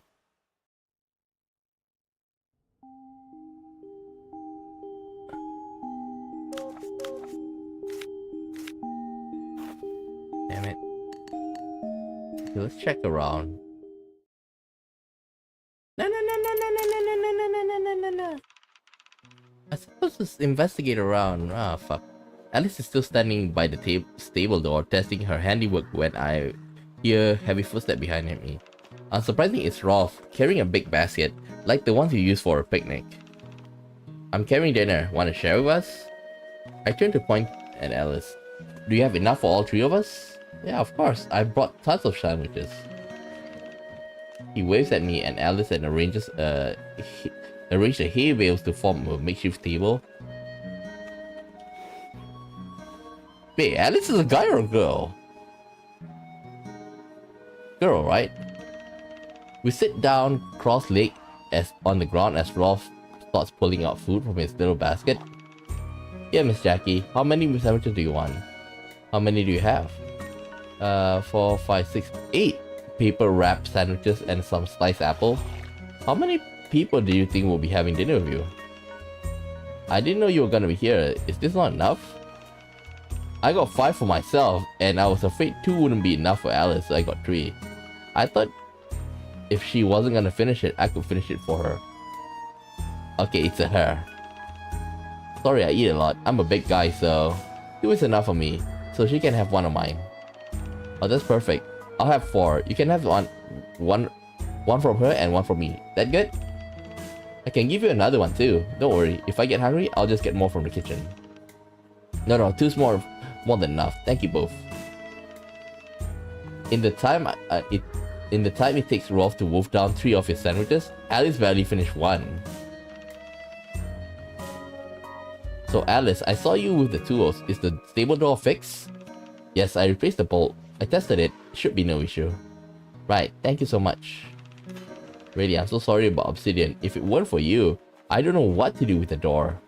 Would have probably paid someone else to fix it. Alice stuck her head under the brace, staring at the sandwich in her hand. Well, you brought me dinner, so... And you don't have to. I know Obsidian's yours. What you did for him, that was, really kind. What I did for him. I'm confused. Why is Rolf confused too? I mean, I've been thinking about how you didn't just leave him behind when you came here. Oh, I didn't even think about that. Why are you bringing this up all of a sudden? I just think it's really lucky for him. I just remembered it. Oh, she's talking about how Rolf brought Obsidian from his previous boss. Rolf told me about it earlier, how Moses helped him buy Obsidian and bring him along, and even when the owner had set up unreasonable price to dissuade him. Rolf's eyes quickly flicked to me. He looks like he doesn't know how to react to the praise. If it weren't for the serious... but like, it's pretty nice of Moses to like do that, you know? To pay for, even though it's expensive. If it were not for the seriousness of the conversation, I would be laughing. The expression on his face practically identical to Alice from earlier. Someone might have just left him there, you know? Then what life would be he living? I wouldn't have. If I had left him there, then what life would I be living? Obsidian is his family. Alice looks down at her hands. I can't see her expression from my angle. You know, now that I think about it, like, the attacker could have been Rolf, but like, maybe it's dark he couldn't see. But the one who asked to do that is probably Alice. Like, right now, Alice is without a doubt like the culprit from my eye. Yeah, families are forever. I don't know about Alice though. Alice, like, I remember that we talked with when she was with Yan. Like, we know that she have a father that doesn't like her style. Okay, like, she wanted to paint the wall or something. But we know that Yan was like basically like was sold off. Literally sold off to the circus.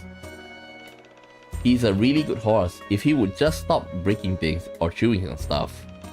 Rolf is halfway through an apple slice as he looks up indignantly to defend Obsidian's honor. Hey, it's one time. I know, I'm just joking. We've finished our dinner around the makeshift table. True to his word, Rolf devoured every last bite of his food, including the half sandwich Alice couldn't finish. After that, we stand up, dust off our clothes, and then put the bales back in their places. Okay, I need to talk to Alice first. Me? Is that okay? Do you have time? Yeah, I'm sure.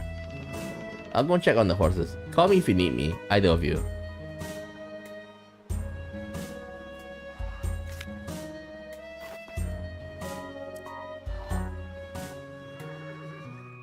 I don't talk about more than friends.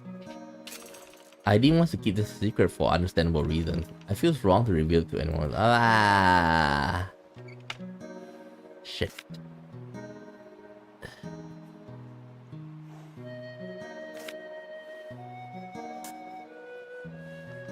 The thing. Because there may or may not be a thing before them. Something about him not being able to hide his feeling. Do you know there was anything between Rolf and Hattie? Rolf and Hattie? What do you mean anything between them? Like they're friends? Well, are they particularly close or weirdly awkward? Did Hattie say anything about Rolf? I don't know. I never saw them talk much. Just give me a moment.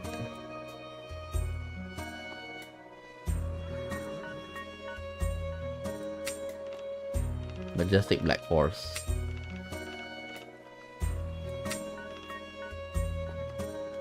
I noticed a small tent at the back, far smaller than any of the tents I've seen here. It's clearly not meant for the public, probably just a small storage room. I bet this is where we can find like the other like prop table thingy board.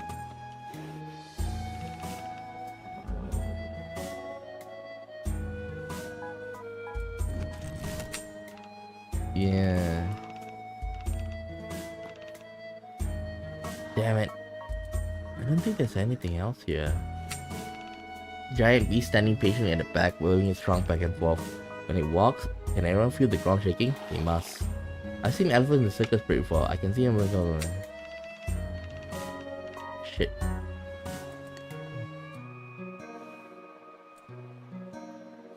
Yeah, nothing. Oh god. Okay, let's switch.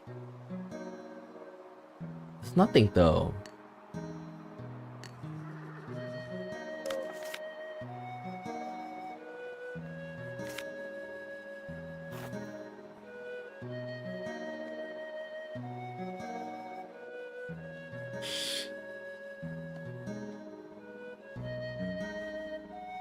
I don't think we need to talk about the financial crisis to him.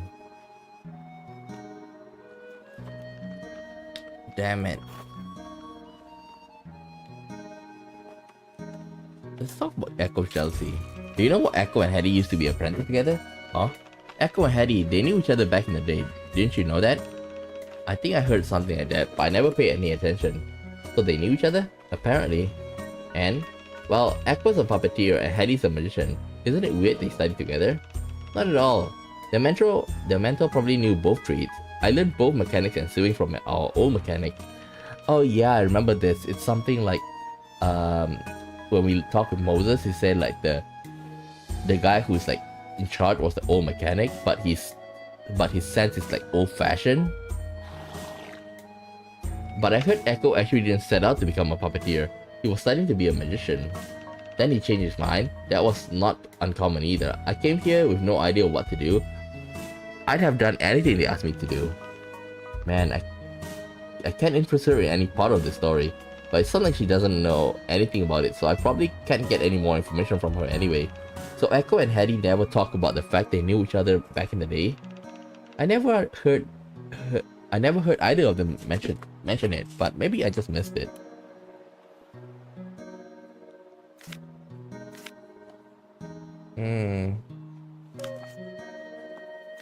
Yeah, I don't think there's anything else though. Well, I can talk about the young prankster. I heard Yan has a big of pranking people. Yeah. Has she ever put pranks on you? She tried. We talked about this before, like she failed. Okay. Okay, never mind. Quite fun to know about that.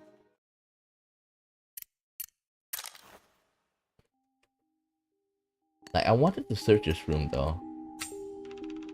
A tall wooden shelf stands upright on the end of the room. I think I did search it in the beginning, but I just want to go. On the left side is a very sort of flamboyant costume accessory. I could possibly think of from wigs and glittery heels to feather boas and hats. The right side is stuffed full of glitzy bold pattern fabrics. A comically shaped red and gold wooden mallet with a long handle. This doesn't seem like it's here for practical use. Perhaps it's a stage prop? I'll reach for the handle to get a sense of its weight.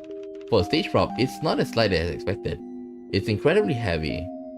A child could have lifted if they tried. But it does take a decent... This is the weapon that knocked out the detective!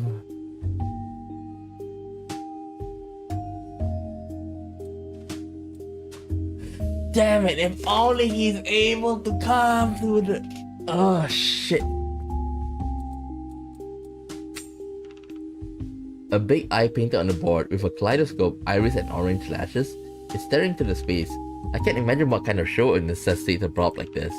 Imagine waking up in the middle of the night and coming face to face with this. If Alice sleeps on the sofa over there, it must have happened semi-regularly. Several more tall boards behind the shelf. A couple are painted like the giant poker card. I can see one that resembles some sort of ornate clock. Somehow these decorations give me a sense of fairy tale wonder more than the other dreamy things in this tent. These painted props feels like the set of a school stage production, like a mother making up stories at her child's bedside. Perhaps a bit shabby and amateur, but real and sincere. Isn't that what she said? Like having a bubble where we all choose to believe the impossible? Makeup desks with mirrors and flickering light bulbs surrounding them. The light seems to be hooked up to a flinky source of electricity. They glow and dim rhythmically, almost giving off a hypnotic quality. There are tiny black and white pictures glued to the mirrors. Reference photos? I take a pic into the makeup box on the table. There must be hundreds of different brushes in there. I wonder how they tell which is which. A portable clothes rack crammed with colorful costume and cerulean present. Wow, there's a lot of C's. In the corner of the room is a short coffee table with a few books and an ashtray and a couple of bottles of whiskey. Probably where performers sit to fill their time while they are waiting for their turn on the stage. Take a shot before your act to calm your nerves, eh? I wonder if that's actually what they do. Could easily end in disaster for the lightweights. Okay, never mind. Anything else that I'm missing? Yeah, I think I read this earlier.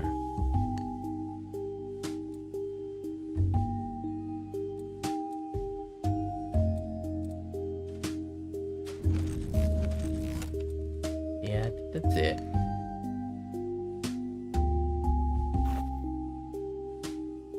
Let's ask the financial crisis. How much do you know about the financial situation of the circus? How much do you know? I bet you've barely been here for a day. If this were any other place, I'd accuse you of being a corporate spy. What makes you think I'm not? Besides, do you see anything worth spying on? We are not doing so well, I take it. How did you know? I can see it on your face. Really? It's not that hard to figure out from the rising cost and the slipping attendance. I don't know how bad it is, but it can't be good. Well, I actually ran to Moses talking with an investor who thought I was heady, and some things were said. The circus is going to close, isn't it? No, Moses said. He might have said something to stall, but that won't last long around money people. When something isn't making money for the money people anymore, it's only a matter of time when they tie a rock and dump it to the sea. Wow, you're really a glass half empty guy, huh? Oh no, I'm a glove half drunk, so it must contain someone else's spit guy. So you really think the circus is going to close? Don't get me wrong, I hope it doesn't. But when has that ever changed anything? You couldn't have joined at a better time. It's like investing in the stock market in the 1928. I think I'll be fine. Is there stock market in here? I didn't know the stock back in the days.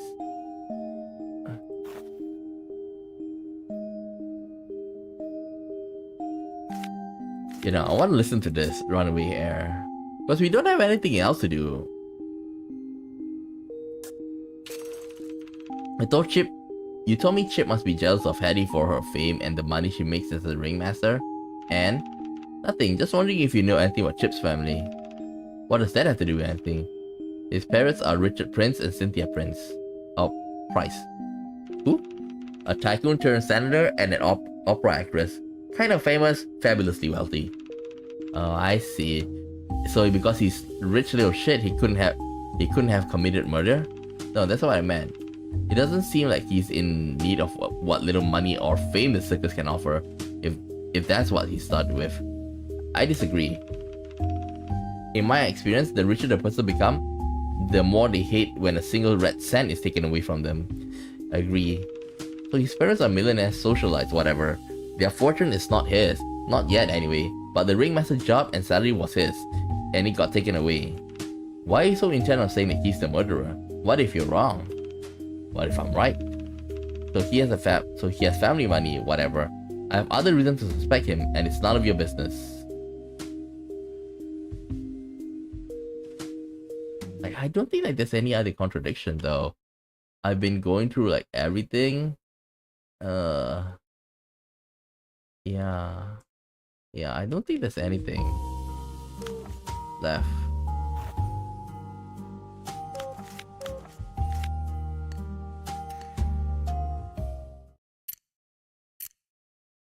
I can't go to the fair. I can't go to the big top.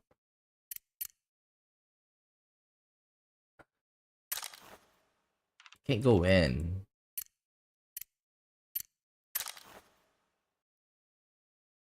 Close.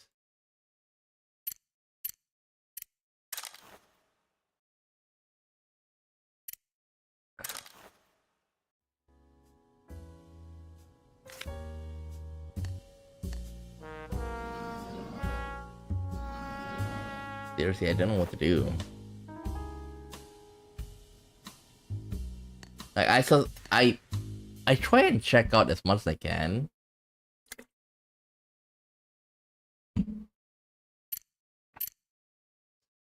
Can we go into any other place?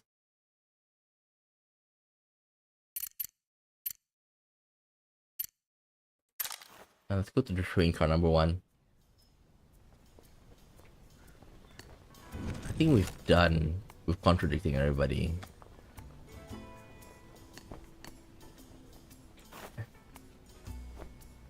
Ah.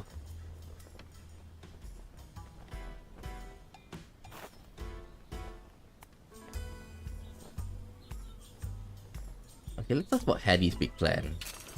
So Hattie received the offer to move to TV. Did she ever mention wanting you to go with her? Maybe perform together? The idea did come up, but it didn't interest you? You could say that. Me and Hattie, we were very different.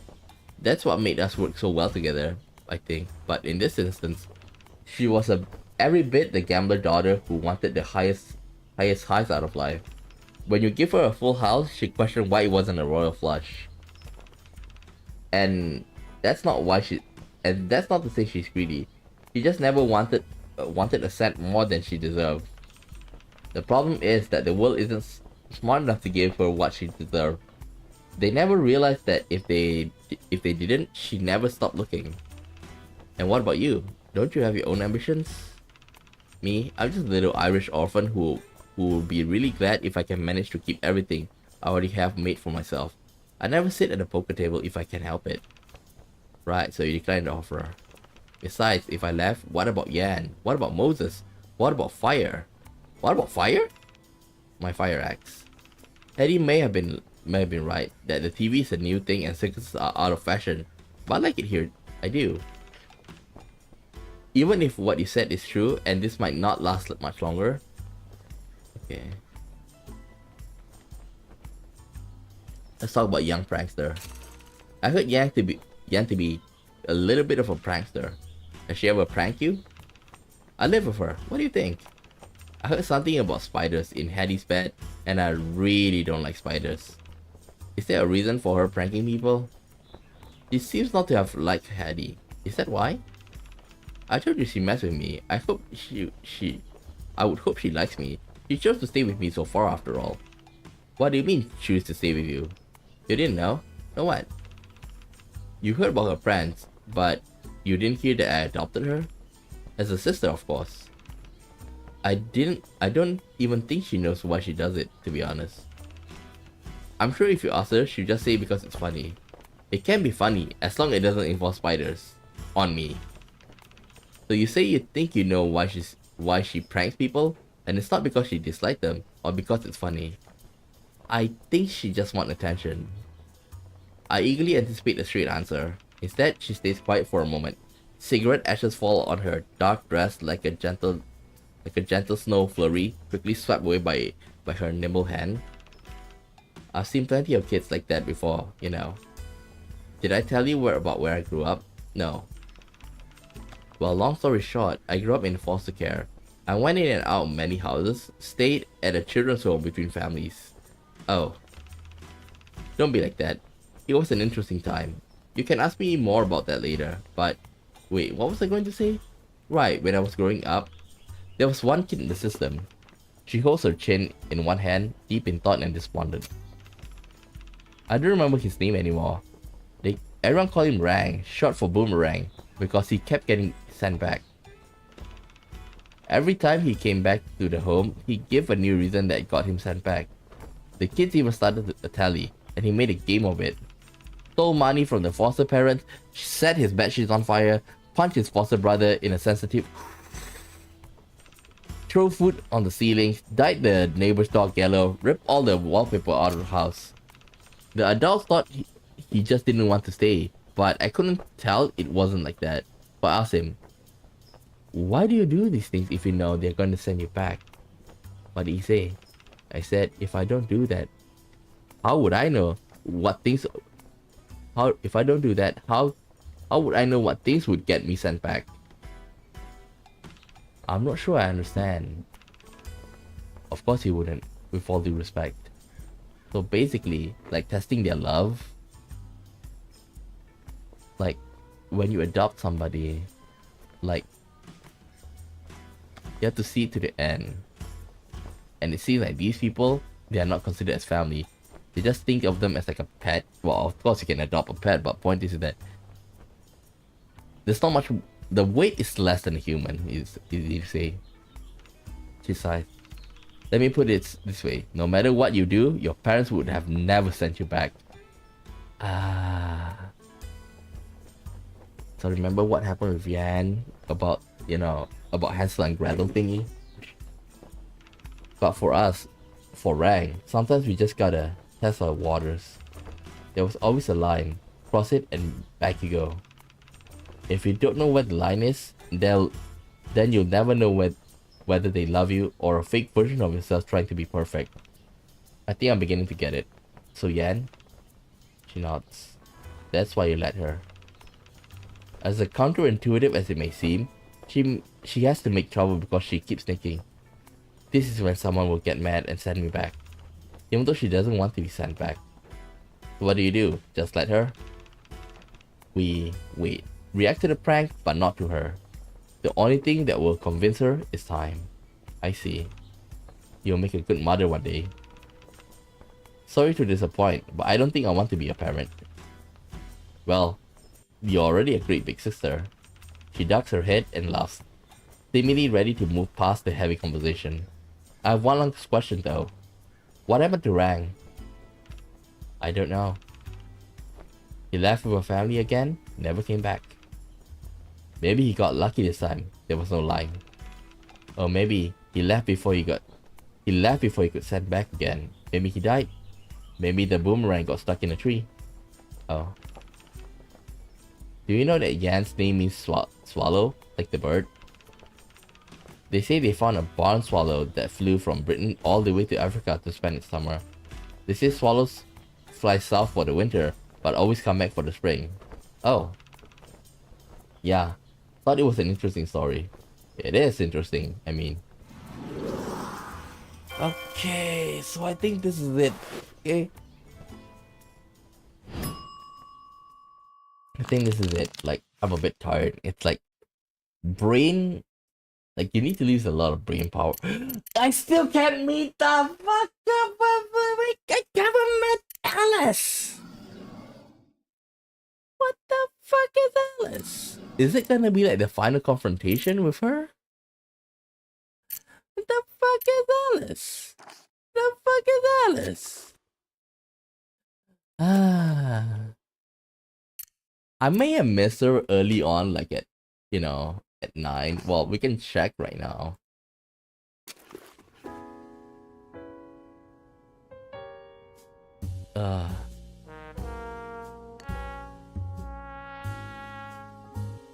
Shit.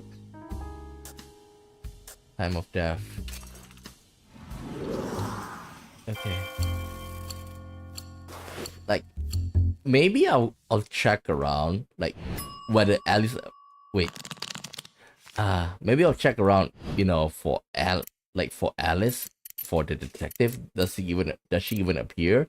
Because I don't see that they ever talk to each other though.